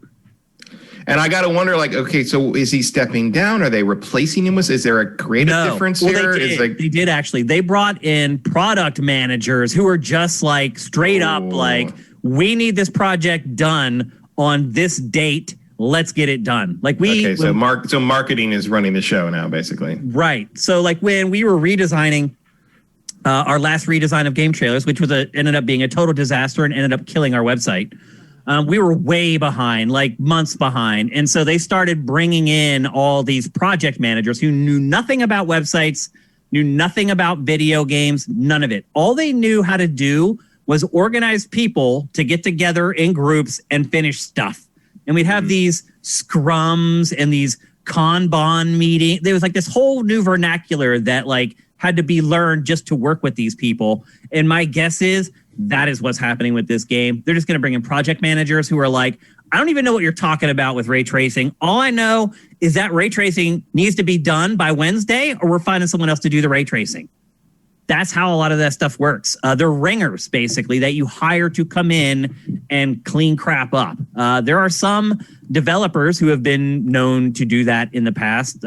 People who just come in and are like, the project's in trouble. They come in and try to get it on task and kind of cut off the stuff that's not working and get the game to store shelves. So it looks like that's what's going to happen here with Halo Infinite. Does that always result in a better game? There's no way to know because you never played the original version in the first place. The only way you find out is when you get interviews with developers like years after the fact, when they're like, oh, we had all this cool stuff that we had in there. We had to cut it because the project manager came in. We won't know that. All we'll know is what the product is that they eventually ship. But the bottom line is having this many senior leaders leave one project, that's just bad. No matter how you slice it, no matter what industry you work in or what project you're working on, it's bad. It's bad project management. It shows that there was never a clear vision for the project from the beginning. It's not boding well for Halo Infinite is the bottom line. And we already saw it. I mean, you're probably seeing it right now. The game doesn't look that good right now. Matt, when do you think Halo Infinite's going to come out? Like realistically? I have no idea. You think next Christmas? Do you think it's even a possibility? I think if product management is running it, I think you're going to see it come out next fall, whether it's ready or not. Like I don't see any other option. Really? You think whether it's ready or not? At a certain point, those guys aren't going to care about whether the game is polished or not. They're going to want a Halo item on the shelves to bring in revenue for the quarter. Like that's what that's going to be. Also, those marketing guys, you got to remember, just got burnt. I mean, they got scorched. They created all these marketing plans for Halo Infinite and Xbox Series X that just had to go down the toilet because the game wasn't finished. So these people are coming in with their hair on fire. They're like, we just wasted so much money. We had a whole marketing plan that they probably worked on for like a year and a half, and it all went to crap. So sometimes you need that, though. You need the people with hair on fire to come into a project and see it with fresh eyes and be like, oh my gosh, what are you guys doing? This is all wrong. Let's cut all this. Let's get this stuff that's good in the game, polish it up, and release it. So I agree with you, Matt. I'm guessing worst case scenario next holiday season, and that would be worst case scenario. I mean, a year after the console's launch. That's a lot, especially if it ends up not being any better. My guess is the target is by E3 of next year to get it out. Maybe. I mean, does it really get you anything? Like, you know, holiday sales would probably help, but at the same time, maybe in the face of a project like this, maybe you want it out in the summer so you have like 6 months to make it good before you need to worry about Christmas. Yeah. I don't know. I really don't know what you do with this at this point. Like and then there's the idea that the Halo campaign or separate products. Yeah. And the idea that the Halo game would miss launch on this I don't think that's anything anyone considered. It's terrible. It's really, really bad. So things are not going well for Halo Infinite. And like we said, it is the flagship game for this platform. Who knows when we're going to see it? Who knows when we're going to see it again as far as see new footage after the way people reacted to the B-roll that we're showing you. It may be a while. They may be very nervous to show it again. So that was bad news. Definitely will be. Yeah. So that was bad news. And then like the next day it comes out that the creative director at Rare, who is working on its new IP called Everwild, has just resigned from Rare and left Rare. The other new exclusive for this one didn't bother me as much because the guy doesn't have a pedigree, or why? Because this game isn't a game yet. They don't know what this game is. Do you think that's why he left? I think it might be. Like I think because like as recently at when did they show this? Their Xbox showcase in like June or July. It was like a couple months ago. Yeah. Like even then, in their interviews around that, like Rare was straight up saying, "We don't know. We know what it looks like. We've got this art style. We've got this world. We just don't know what the gameplay is yet." If you read like their official descriptions for it, they say nothing. No, because they don't know. It's a bunch of fantasy they're going to find the game in the world they've made, which I don't think that's a great. That sounds like what they did with Sea of Thieves to me. Right. It sounds like you're backing into the game, which never works out too well. That is a huge mistake. So in this situation, I think to me, I read this guy leaving as, I mean, it could be anything, but like it would not surprise me if it was because like he wanted to go work on another project that has an actual end date for it, right? You know, because at this point, if you're on Everwild, I feel like you just don't know when this is going to end. Like this, you know, Everwild could be in development for another 3 years. And he left Rare. He's not staying at the company. He didn't just step down from the project and he's going to go. He's completely gone. Banjo game or anything. He's gone. Did he? Is he starting? Did he say something about like independent stuff? Like was that what he? I don't think they said what he was going to do next. No, because like it seems like start your own indie company is. Why not? A possibility at that point, because at least you're your own boss for a while. Yeah. But no, this I feel like this doesn't say much about the. I mean, it says something about the state of the project, but the state of the project is it's not really a project yet. It's more of a tech demo. Would you agree with me that they showed this thing way too early? Oh yeah, I don't know. I mean they're showing it because they don't have anything else to show, and it's a striking visual. But like. They clearly don't know what this is yet. They can't tell anybody what it is. Like when they ask them, they're just like, well, blah, blah, blah. Yeah, it could be anything, you know. Like it was in your press release. It doesn't say anything. So here we have two seemingly huge Xbox Series exclusives that are completely in flux. We have no idea when they're coming. And for complete different reasons. Even is. It's like the complete opposite too. It's like Halo Infinite was too mundane and they realized they had to go back and like vamp it up. And this one is so far ahead of itself that it doesn't know what it is yet. Like I think Everwild is end up being one of two things. Everwild is going to end up either being too vague and like weird. Scattered to be like something that can really most people can really latch onto, or they're going to punt and make it like a standard action RPG. I would say the latter would end up being the more likely scenario. Considering the solution to Halo has been to give marketing like the reins, it seems like ending up just making it something that everybody's played before. Right, making it the most popular, best-selling genre in the industry right now. Yeah, it seems like the punt. I mean, it's probably not a bad punt. I thought it was. I'll say that. Like, I think when we first created... look at that footage right now. It's just like, okay, it's a glowing big thing and 4 people standing together in a group. Like, I mean, you're waiting for the turn-based battle thing to spin out. You know, like... Yeah. And that'd be fun. You want to make like a Horizon style thing in this world? Cool. Awesome. But like pick a lane, dude. Like it does not again, I mean, it goes back to my thing about like, I don't need it to reinvent gaming forever. I just need it to, you can be the most boring base concept action RPG ever, but as long as you execute it well, I'm going to have fun. Yeah. And this guy from Rare did not make any statement when he left. Like the guy from Halo Infinite, he did. But this guy did not. Well, I think on this one, they're hoping that not enough people are paying attention that you need to make a statement. You leave, the director of Halo leaves, you're like, yeah, we got to talk about that for at least a little bit. But I don't know. So Rare did issue a statement, and the guy's name was Simon Woodruff. And they said, we thank Simon for all his hard work on Everwild and wish him the very best of luck for the future. And here's where they describe Everwild. The Everwild team are in good hands and passionate about building a game that will give players unforgettable experiences in a natural and magical world. That was exactly what I was talking about.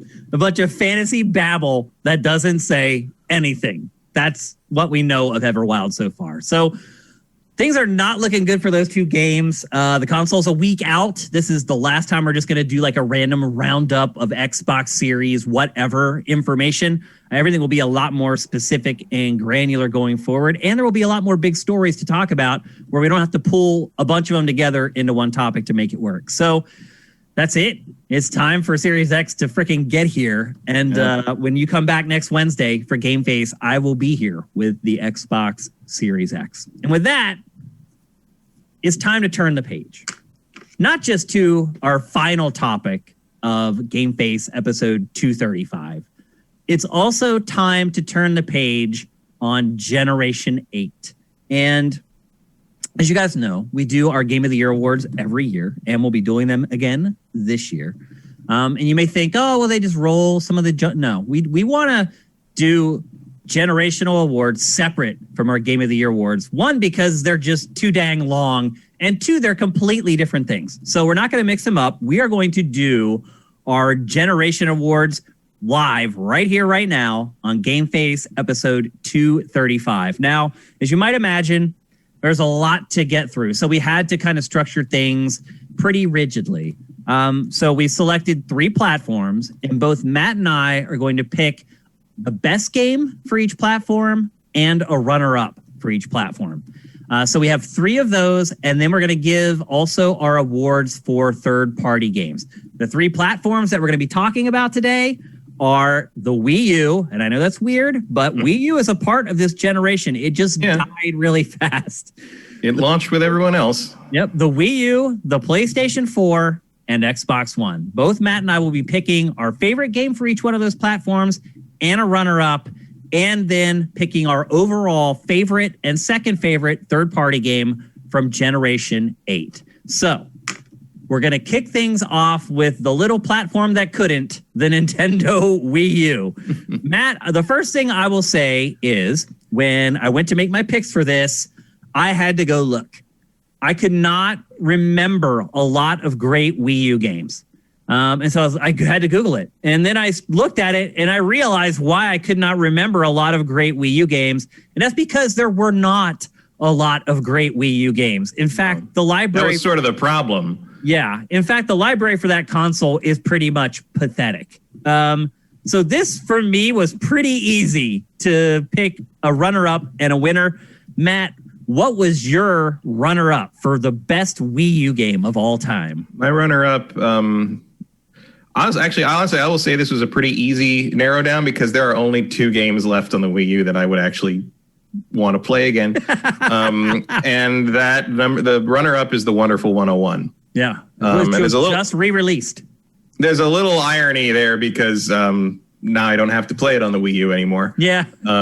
Also, I did not enjoy it as much playing it again. I liked it a lot when it first came out on Wii U, and now it's archaic. It just didn't age too well. I don't know, hot take. That's just Platinum in a nutshell. It really kind of is. They're of the moment, and then they just fade. They never managed to make a game that holds up till the end. Mm-hmm. Like Vanquish. First couple hours of Vanquish, I freaking loved it. But then it just never kept adding like new elements to it, and it just became repetitive and dull.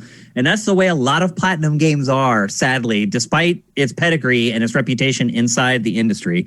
But look, I didn't really like Wonderful 101 when it came out. Like the art style was weird. It has really cool ideas, and I kind of like some of the concepts as far as like kind of using characters to build weapons that you then use. Like, I think there's something there, but I just didn't like the execution. I didn't like the look of the game. I didn't like how the camera worked. I thought the camera was too pulled out. I don't know. It's got a lot of choices it made, and I think those choices are more glaring now and more glaring on the new system, especially when you remove the gamepad from it. But at the time, I really liked it. It was one of the games I really wanted them to save from the Wii U graveyard, and they did, so that's cool.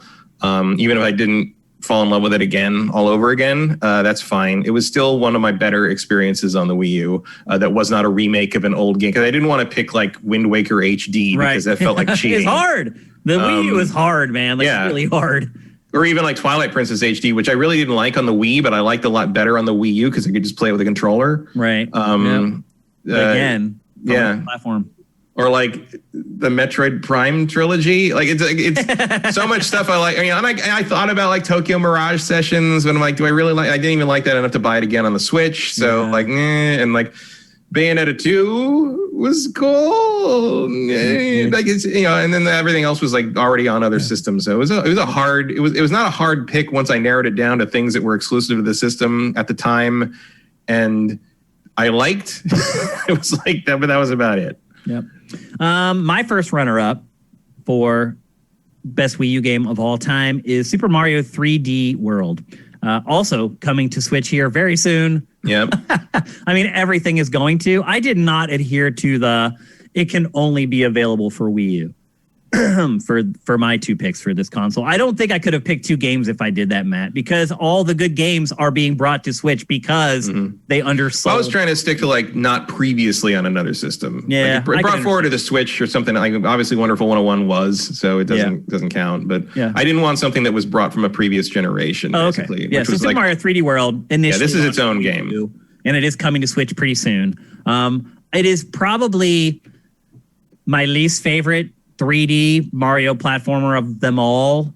Close with Sunshine. Yeah, I do like this better than Sunshine. But I like Sunshine better because it is free roaming. A lot of this game was played from kind of a 2D-ish perspective with fixed cameras, and I like 3D Mario's better than 2D Mario's. Still, it's a great game. It is an amazing game, and some people think it's the best 3D Mario ever. So it certainly has all the other great stuff about Mario, the very clever puzzles, the very smart way they use. It's certainly the closest. I think the closest they got to sort of finding a happy medium between the 3D Marios and sort of what New Super Mario Brothers had turned the 2D Mario into. Agreed. Like it felt like a nice hybrid. Nice compromise.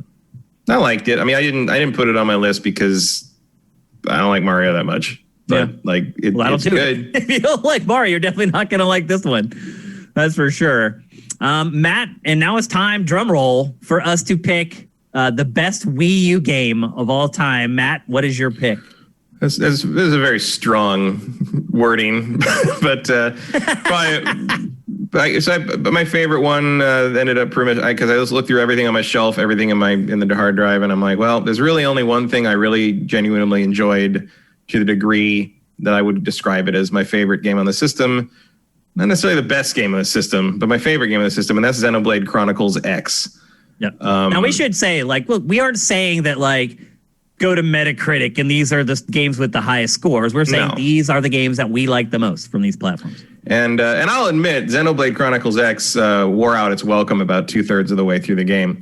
It's also one of the 80 hours long. It's a very long game. It is in hindsight the warning flag for what Xenoblade Chronicles 2 became, because this is where this game's. Where it all started. Yeah, this is where the whole shift to this is just like an afternoon anime cartoon thing started, and all the music's very weird, and there's all this weird pop rock playing in the background when you run around the town and stuff, and it doubles down on what Xenoblade's strength has always been and hopefully will always be, and that is giving you this crazy world to explore, this huge place to look at.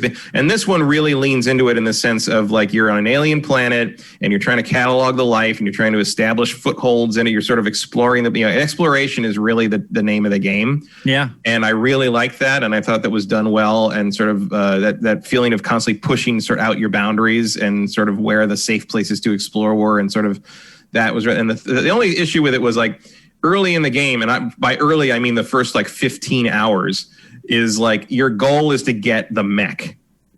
Everyone eventually gets giant mech suits to run around in, and that was there's one, and that opens up huge amounts of exploration because you can fly and jump around and get to places you couldn't before, and fight things that would kill you in one hit before. And so I spent the whole time just wanting to get that mech. We finally got the mech, and the mech introduces all this other stupid shit where it's you got to buy fuel for it, and only one mech, so you have to wait until you get other mechs and you got to work up. And it was I was on this treadmill to get this thing I really liked, and I finally got it. And it kind of ruined everything. So I played it for the best Wii U game ever. Best Wii U game. Look, the Wii U was not a great system. Let's not be honest. There's a reason they jumped to the Switch as fast as it has become painfully obvious how bad it was. Yeah, I'll tell you. To be fair, I do hope that at some point they rescue this game from the Wii U and put it on the Switch.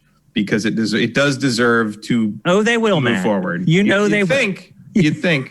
It's going to happen. I mean, look, Xenoblade, the definitive edition sold so well on the Switch. I can't imagine that this isn't in the pipeline right now. Like it's too obvious and it's too much of a it's too easy to capitalize on the brand name on the Switch at this point. So I'm hoping, fingers crossed, we get that. And then we're kind of out of Wii U games to bring forward that are worthwhile. The only other one I thought of that I considered putting on the list was Fatal Frame. Yep. That's it. Which was only available digitally. But I didn't because it's also not very good. Not very good. It really isn't. I love the Fatal Frames. Fatal Frame 2 is one of my favorite horror games. But Yep, I hear you. So by now, I'm guessing you guys have all figured out what my pick is between what Matt said we weren't considering and what hasn't been mentioned yet. And yes, my pick for the best Wii U game of all time is The Legend of Zelda Breath of the Wild. Even though it pretty much ran like crap on the Wii U, it is still, to me, far and away the best, most complete game that released for the Wii U. The system needed like 20 more games like Breath of the Wild to be successful. It got one. So that's a big reason why the Wii U didn't last very long. I mean, I didn't pick this for two reasons. One, I never played it on the Wii U, so I just don't know. I mean, I bought it. So Nintendo sent it to me on the Switch, and then I bought the Wii U version because I thought, as a collector, it would ultimately maybe be worth some money. Yeah, I didn't buy it. I almost bought it because I thought eventually emulation, like Dolphin emulation, would use that one because it's a disc that you can rip instead of a cartridge. Yeah. But I never did it. Also, and number two reason, as time has gone on, and I don't like Breath of the Wild very much. I don't really either. I've never been a huge fan of it. You can go back to when we talked about it after I played it, like our live review on GameFace back when it came out. I was not a huge proponent of Breath of the Wild, having played tons of open world games. I think what puzzled me the most is that there were lots of people who had played tons of open world games who still thought it was like the best open world game ever. I mean, different strokes for different folks, but to me, it's far and away the best Wii U game. And again, it does not run particularly well on that platform, but it's a huge, gigantic game with a lot of flexibility, massive open world where you can fiddle around and have some fun in it.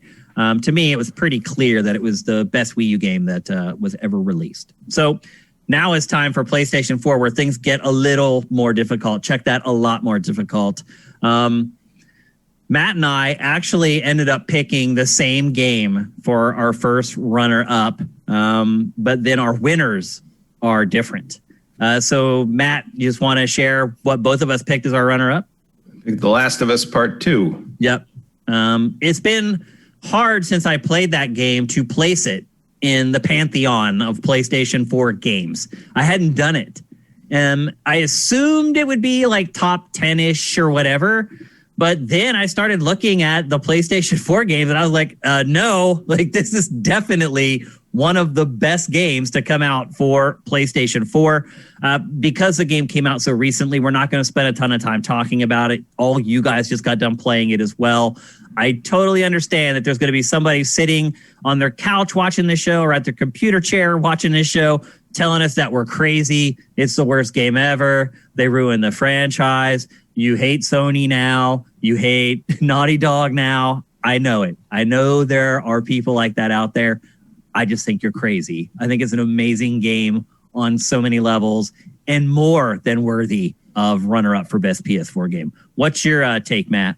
Pretty much the same. I mean, Last of Us 2 remains one of the best stories I've ever been told in the game. And I know that there's people that say it's like, well, you're wrong. It's incredibly well structured. It's structured in a way that it needs to be narratively.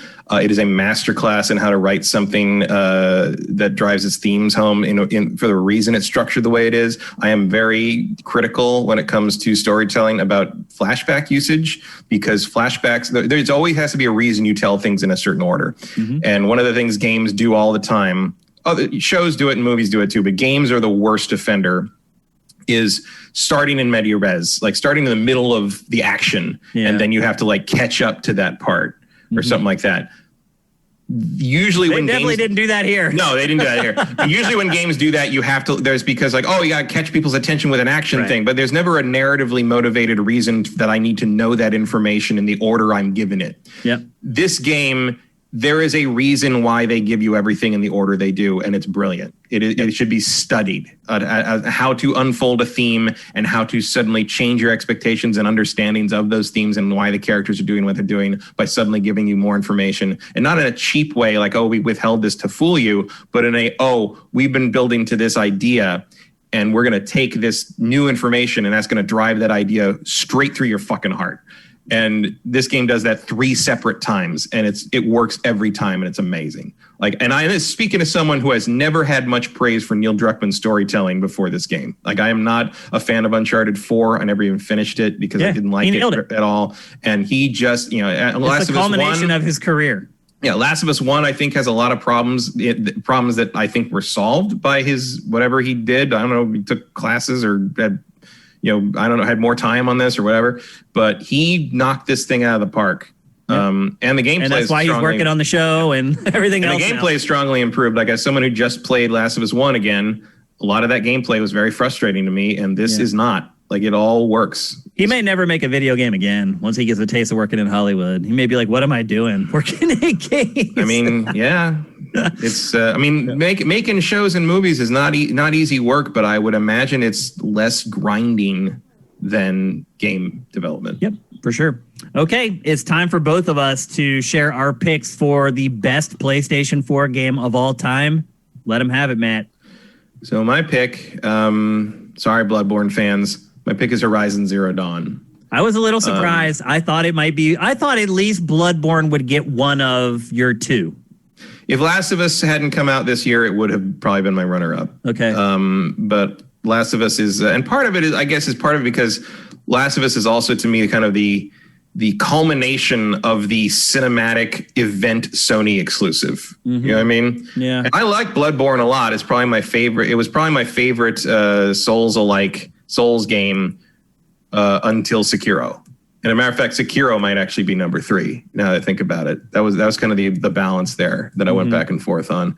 I love Bloodborne, but it's not the end all be all to me. Horizon Zero Dawn is the game in terms of certainly Sony exclusives this generation that has just sort of like hit all the right buttons for me. Like, it's best new IP of this gen, Matt. I would say so. Yeah, probably. I like the world. I like how the world is sort of unfolded. I like how you learn more about how it came about from the hologram stuff and why it happened the way it did. I like that a couple of its ideas threw me. Like, it surprised me in places in that regard. I love the hunting. Different. Like, everything about it is different. Like, no game has like that crazy like trapping mechanic that game has. No game has like the ecosystem the way it is, or like the games that do have that trapping mechanic, like make you play a bunch of survival bullshit. Right. In addition, you got to eat and drink, so you don't die. Right. So this is just more like, we're going to give you these crazy monsters, and if you want to be like a crazy bow badass, you can do it. But if you like to be a thinking person, you can take that tactic as well. Yeah. And it's very satisfying. And I've gone back to it a couple of times. I gave a friend a copy of it for Christmas, and she played it a bit, and that kind of sent me into playing it again a little bit on a New Game Plus as well. And like, it's still great, still holds up. There's some rough play. I hope that they improve in the second one, the facial animation and the lip syncing. Everyone's a little dead in the eyes in the cutscenes in this. Which is kind of its only real shortcoming to me. But I platinumed the thing. I played it all the way through. The DLC, the Frozen Wild stuff was great. A lot of memorable characters. Going through it again for New Game Plus was like coming home and visiting old friends in places. It was really cool. The size of the world is impressive, both in the sense of how big it is and how it doesn't get old. Like, I remember leaving that first main area after the proving and being like, oh, wow, there's a lot of space to run around and do stuff. And then after that, you go and further move into like the Karja area, and like, oh, there's a whole new biome over here, and then there's a whole new other biome over here, and then the Frozen Wilds. It's just there's a lot there, and it never gets old to me. I love every inch of this thing. So yeah, this was definitely my pick. Yep. And I can't wait to see what it looks like enhanced on PS5, and I can't wait for the sequel. Yeah, exactly. You can't. But I will. Don't put that out till it's done. I'll wait as long as you need for that. Don't rush that thing. Take your time. And then my pick for the greatest PlayStation 4 game of all time, you guys probably guessed this one too, is God of War. I don't know. It's going to take something really special for a game to knock God of War off of my pedestal. And I think a lot of that is just for personal reasons. It happened to come out right around when I lost my father to a car accident. And obviously the themes of the game, they extrapolate across my real life and did. And so the story was very impactful and in honesty, hard for me to get through at times. I'm getting kind of choked up just thinking about it right now. So the impact that game had on me because of what was going on in my personal life, I don't know that another game will ever hit me the way that one did. But then, besides that, it's just a freaking awesome game. I don't want to get all dour about it. Yeah, that's why the game resonated with me. But this game is freaking awesome. I love everything about it, right down to how it feels when the hammer comes back. They just nailed everything. I really struggle to find any real criticisms of the game other than it was kind of a half step to an open world. Other than that, it's like a peerless, flawless masterpiece, in my opinion. So I just would have wanted more. Yeah. I really wish they would have done story DLC, but you know what? It just makes me all the more excited for the PlayStation 5 game. So it's just, to me, it's a runaway winner for me as far as best PlayStation 4 game. Nothing came close to affecting me the way that God of War did. It's just class from top to bottom. Yeah, I would say mechanically, I would say only Bloodborne or Sekiro stand up to it. Yep. It's the combat's definitely on that level. Yep, for sure. Can't imagine anyone hasn't played it by now. But if you haven't, go frickin' play it. I do. One thing I love is my friends. I have a lot of friends who are casual gamers. They'll buy a PlayStation 5 in 3 years. And then they'll buy the 4 biggest games for it. And so they always are what should I buy? And I always tell them, buy God of War. Just buy it. They're like, but what is it? Just buy it. And they're like, okay, well, this is what you do, so I'll listen to you. And inevitably, 2 weeks later, they call me. They're like, oh my God. Wow. Now I understand why you didn't even bother explaining what the game was. It's just one of those games that no matter how experienced you are with the medium, you just know you're playing quality pretty much from the minute you start it to the minute you finish it. So just really good stuff. And now it's time for Xbox One. And this was not easy at all. Because also looking back on the Xbox One's lineup, there's not much unless it's just pick your favorite Gears, pick your favorite Forza, pick your favorite Halo. That's pretty much what it is. So, Matt, what is your first runner-up for Xbox One? Let's see if anyone remembers this one. Sunset Overdrive. Yeah, an Insomniac game. It was Insomniac's, one of Insomniac's, yeah. Exclusive. It was an exclusive at the time. Xbox. Yeah, eventually came to PC. Now. Yeah, eventually came to PC, but it was an exclusive at the time. It's an open world comedy zombie satire action thing, which a lot of people, the humor rubs people the wrong way in some areas because it's very of its time. There's a NeoGAF reference in it.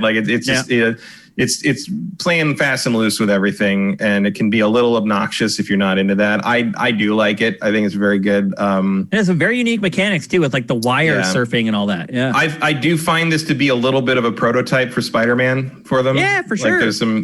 They learned a lot from Sunset Overdrive that they brought into Spider-Man. And it's still fun to play. I've played it a couple of times over the years. This is actually pretty early. I remember right. I think it was the first year or second year of the Xbox. But it holds up. You can get it for $19 now. Yep. I still have one of the energy drinks on my shelf somewhere, which I'm sure is not good to drink anymore. If it ever was. It never was, Matt. Okay, my first runner-up is Gears 5. The best Gears of War game ever made, in my opinion. I know that may ruffle some feathers saying that, but to me it is technically, artistically, the story. And I know a lot of people will push back on me for that because they'll say, oh, the first two, the story is way better. Go back and play them. They're not... distance in time makes the heart grow fonder.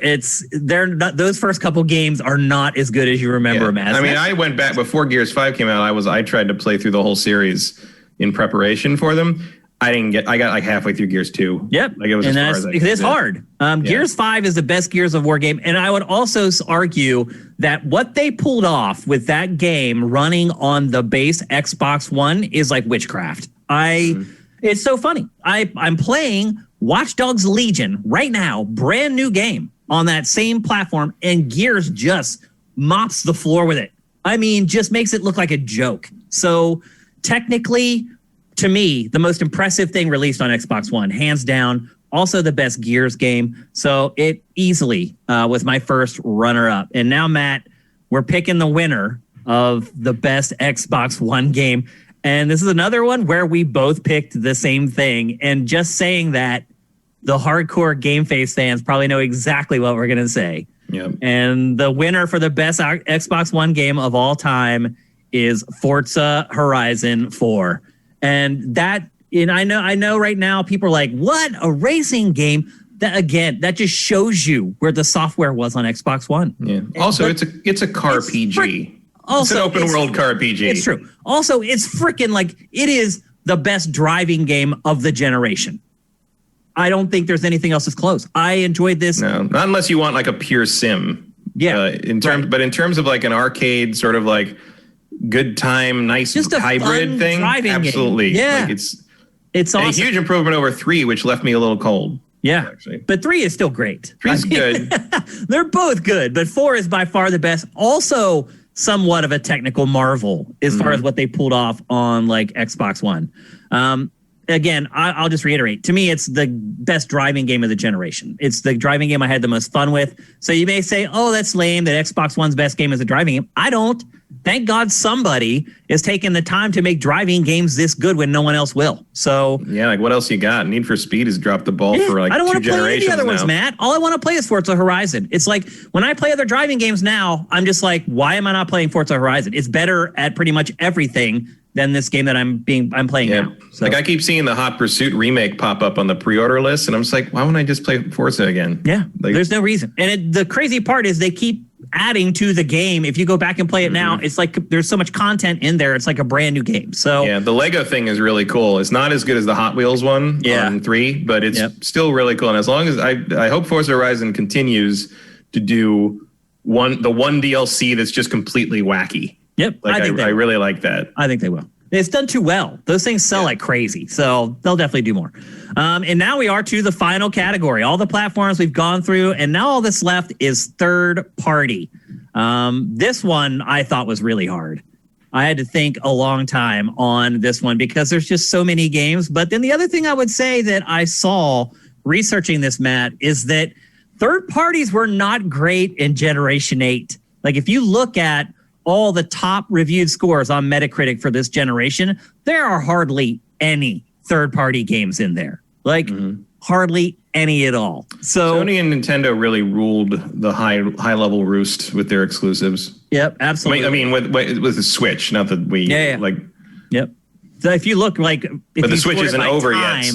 Over the last like 4 years, the top like 15 games are all Sony exclusives and Switch games. Yeah, and we can't do Switch yet because it's not over yet. Yeah, and don't get salty. Switch is just in the middle of its life right now. We're not going to do Switch yet. Like, you can't call anything on Switch yet. It's way too early. Too many games to come. Yeah, it's not like we're trying to put Switch out or anything. It doesn't fit in this topic. So we're going to talk about third party. Matt, what was your first runner up for the best third party game? This is a big deal. Best third party game of Generation 8. This was actually really easy for me because I just took the 2 games I've played the most. And so the runner-up is No Man's Sky. Okay.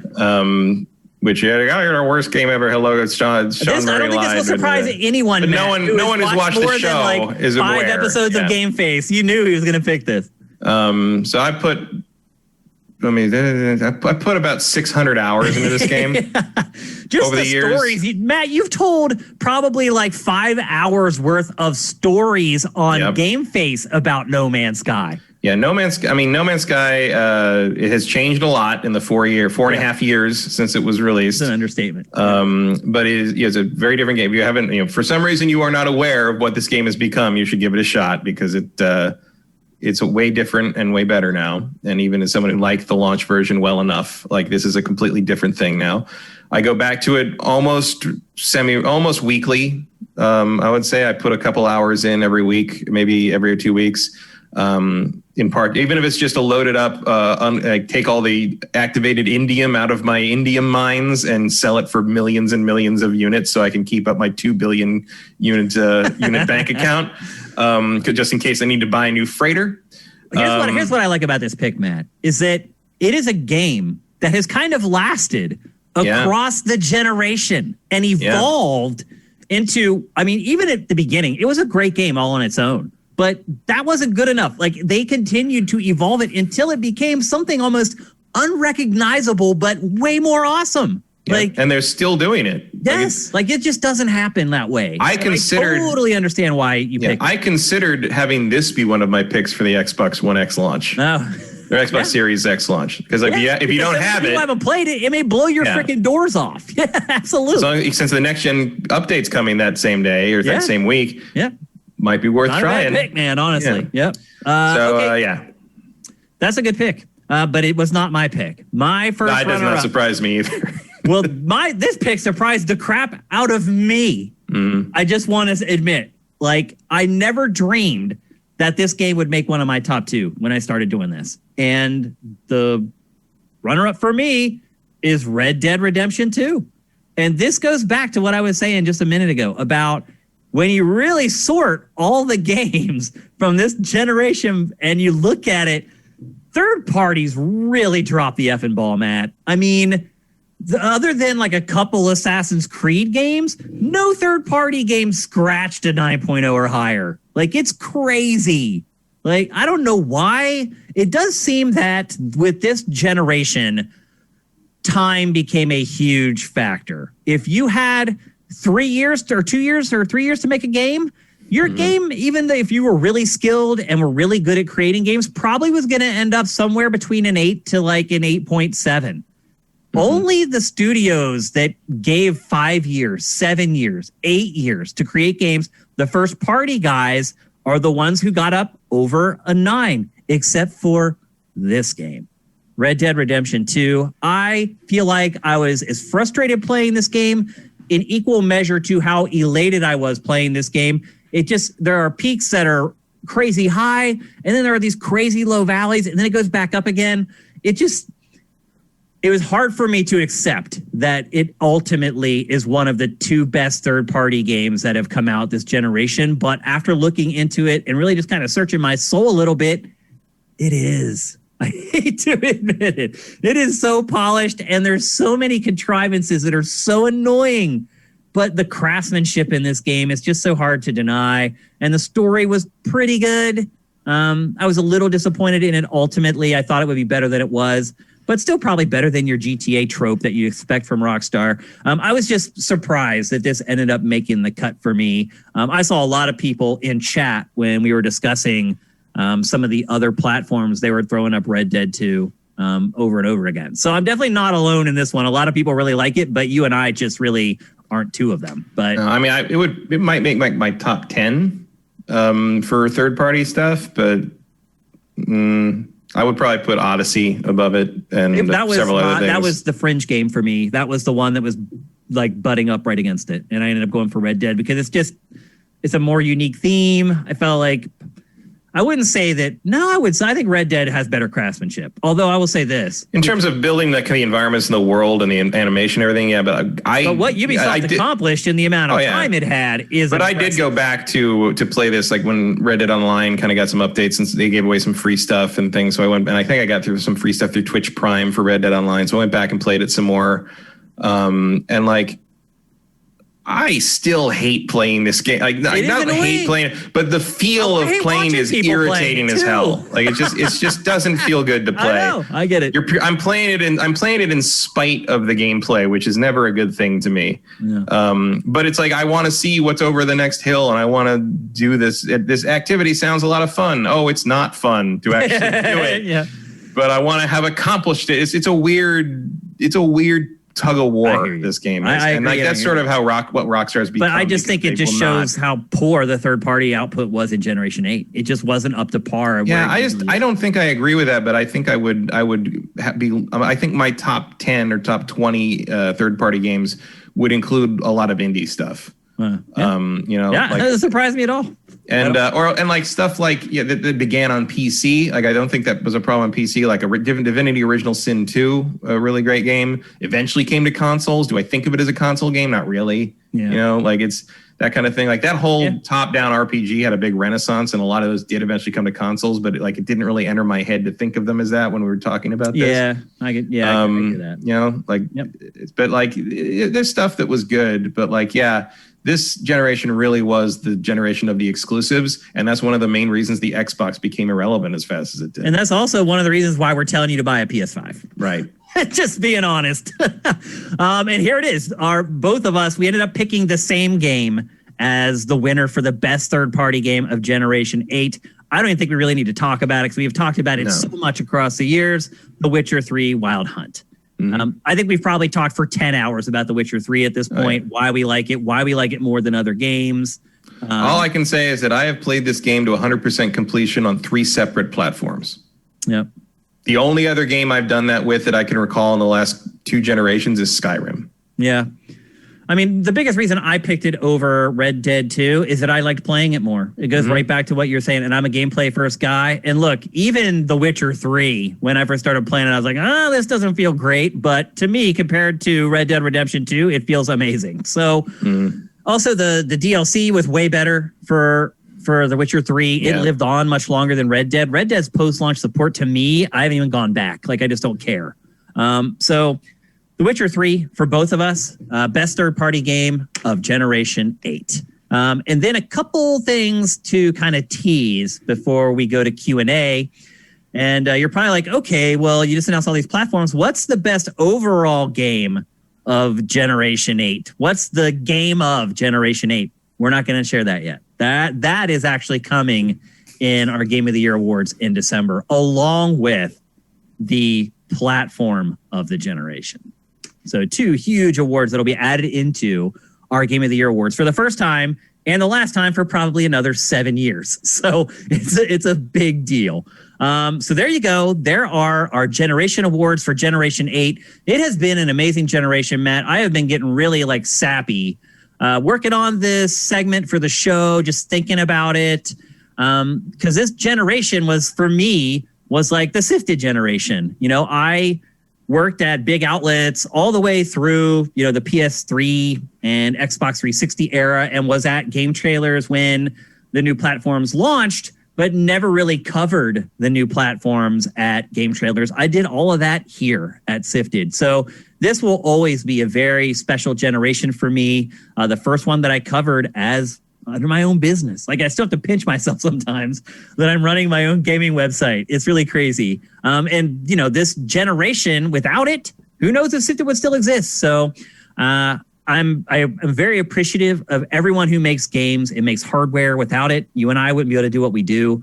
And this has been a great generation for video games. The proof is in the pudding. The sales of PS5 and Xbox Series X show that most people agree that this generation was amazing, full of great games, and everyone feels like they got their money's worth out of their consoles and the games that they purchased. So thank you, Generation 8. You've been great to me. You've been great to Matt. You've been great to all the sifters. But c'est la vie.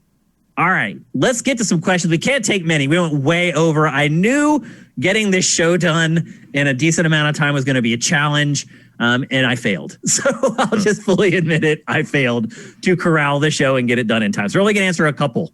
Let's see. Commander Fett, what do you think of the new Dune trailer? Do you think that Dune would make a good video game? I'll just say yes. I think Dune will make a great video game, and Matt can discuss the trailer. Well, Dune did make a great video game. It created real-time strategy. It created a genre. Yeah. Dune.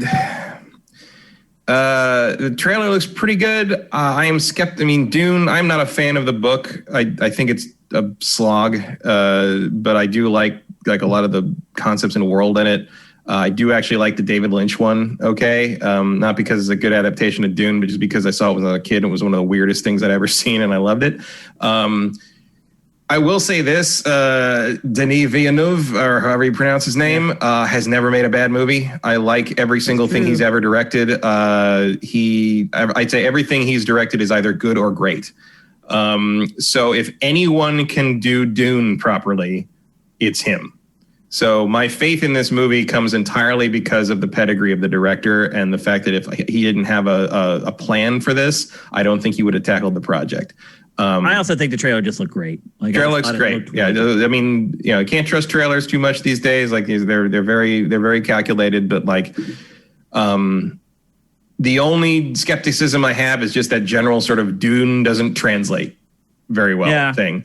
But we'll see. I feel if anyone working today can make it work, it's Villeneuve. Okay. Next from ETH Demon. Since the two of you weren't as hot on Breath of the Wild as others, what do you think of Immortals Phoenix Rising and Genshin Impact running with a lot of what Breath of the Wild was doing?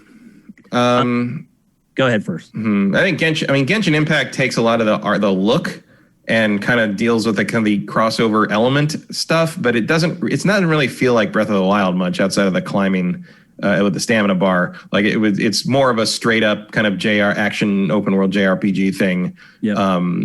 Like there's almost as much Skyrim in that game as there is Breath of the Wild. It's just more stealing Breath of the Wild's visual idea plus adding like anime girls in it. Immortals Phoenix Rising, I am actually really excited for that game. Because it does look like it's taking a lot from Breath of the Wild in terms of aesthetic and sort of structure, but it is also by the Assassin's Creed Odyssey team using the Assassin's Creed Odyssey engine. And if you watch like the footage of it, it is clearly Assassin's Creed Odyssey adapted to this concept.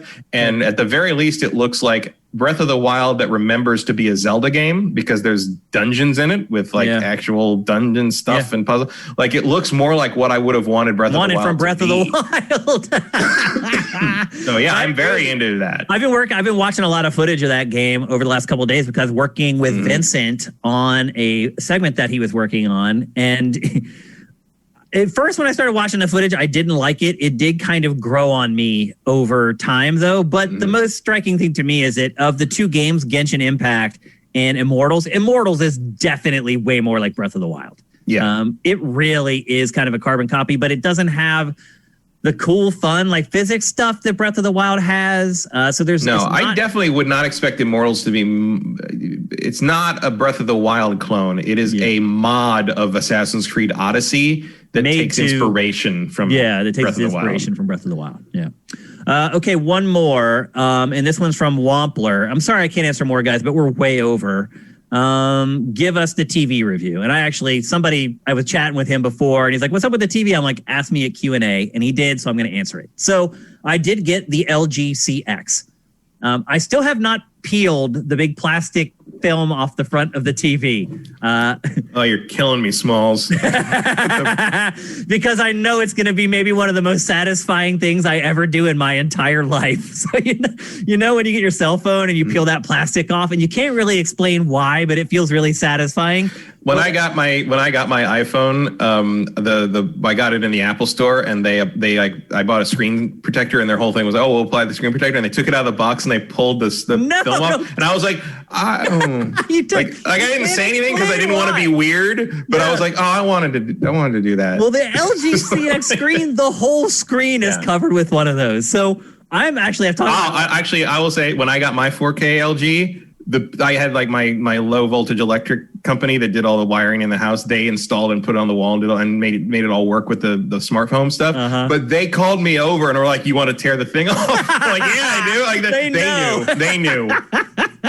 So anyway, I still haven't torn it off, but I have used the TV extensively.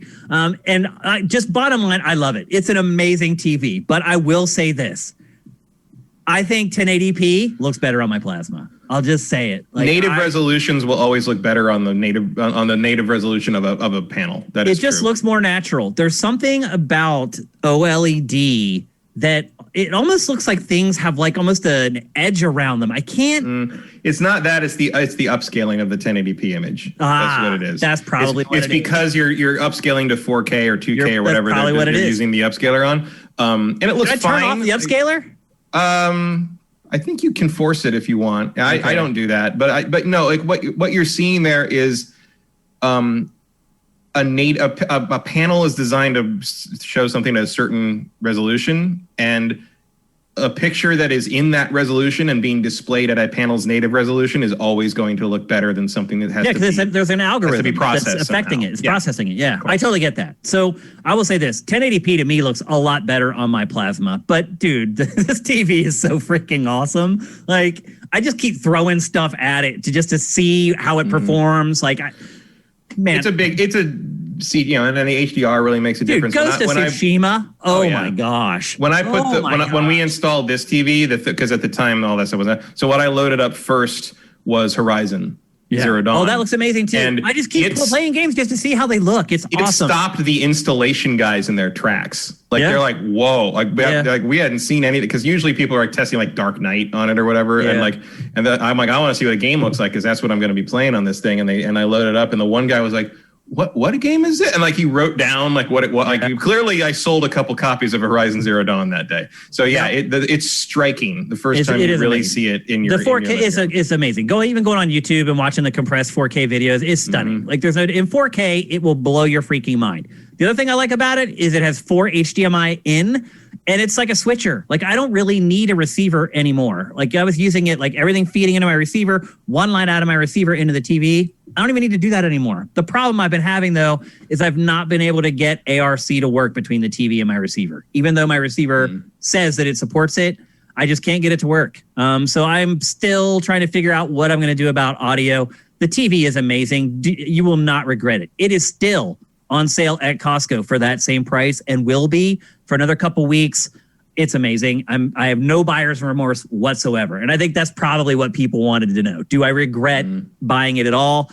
I do not. I know this TV is going to be my bro for the next 8 to 10 years, and I'm very, very happy about it. So ultimately, purchase worked out great. Thanks to all you guys who helped me research TVs. Those of you who pushed me towards this TV or maybe to another one. You guys were all amazing. I'm still getting feedback on Twitter from people, or people asking me how I like the TV. You guys are awesome. Thank you for your help. Thanks for following up and asking if I like it. And I do. I freaking love it. I'm only going to love it more as I have it. And I can really start, putting 4K games at 60, 120, whatever. I'm just really excited to have a future-proof TV, basically. It was a big investment, and it hurt. I'm not going to lie. I'm going to be eating, as Pachter says, macaroni and cheese for the next month. But it's going to pay off, because I'll have this TV for the next 10 years, and I'm set. I don't need anything else. If you have access to it or can get it on Amazon or whatever, try to pick up the Ultra HD version of Wonder Woman. Okay. Movie. I actually already watched a 4K version of it, but it was streaming. So yeah, not the streaming, the actual disc. The Blu-ray Ultra HD version of Wonder Woman is reference quality. It is one of the most impressive pictures you will ever see. I went to ratings, or however the hell you pronounce it, and I used their calibration settings. I think I may be able to find better calibration settings. So I'm going to look around. I'm not 1,000% happy with how it looks, but over time, you're gonna be tweaking that for a little while. Yeah. And I'm totally cool with that. I like that. I enjoy it. So yeah, I mean, you own a plasma. You know what that's about. Yep. The one thing I would say too is that my plasma, the settings on that destroy the settings on this TV. You can go 8 layers deep on your plasma to where you're setting up each indigo. It's just so granular. This is much easier, and I actually prefer it. It was way easier to set up. So anyway, sorry we can't answer any more questions, guys. We're way over for today's episode, but I hope you enjoyed it. My cat is sitting in the doorway screaming at me for the last 15 minutes. I don't know what's going on. Because your cat's bro, what's going on? You're way over time. Tell Shane to wrap that crap up, and that's exactly what I'm doing. Thanks to everybody who watches the show live on Twitch. You guys are awesome, who give us Twitch Prime and bits and all this awesome stuff during the stream. Thanks to people who are obviously our patrons, who are really floating the boat for this show. Thanks to the people who are watching on YouTube. Thanks to people who are listening on any podcast service, and we're on a lot. But this show does cost money to produce. If you want to see it keep going, head to patreon.com/sifted. That's SIFTD without the E.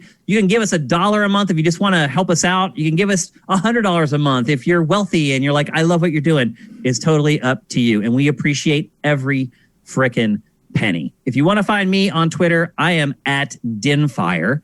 If you want to find Matt, he is at mkyle. That's Keil. And if you're using Sifted on any of the free services, on YouTube or on a podcast service, and you just want to know when things are happening, follow the site on Twitter at Sifted Games. On behalf of Matt, Jared, who's on shower duty running the TriCaster, I'm Shane Satterfield. We'll be back next week. GameFace is up and out.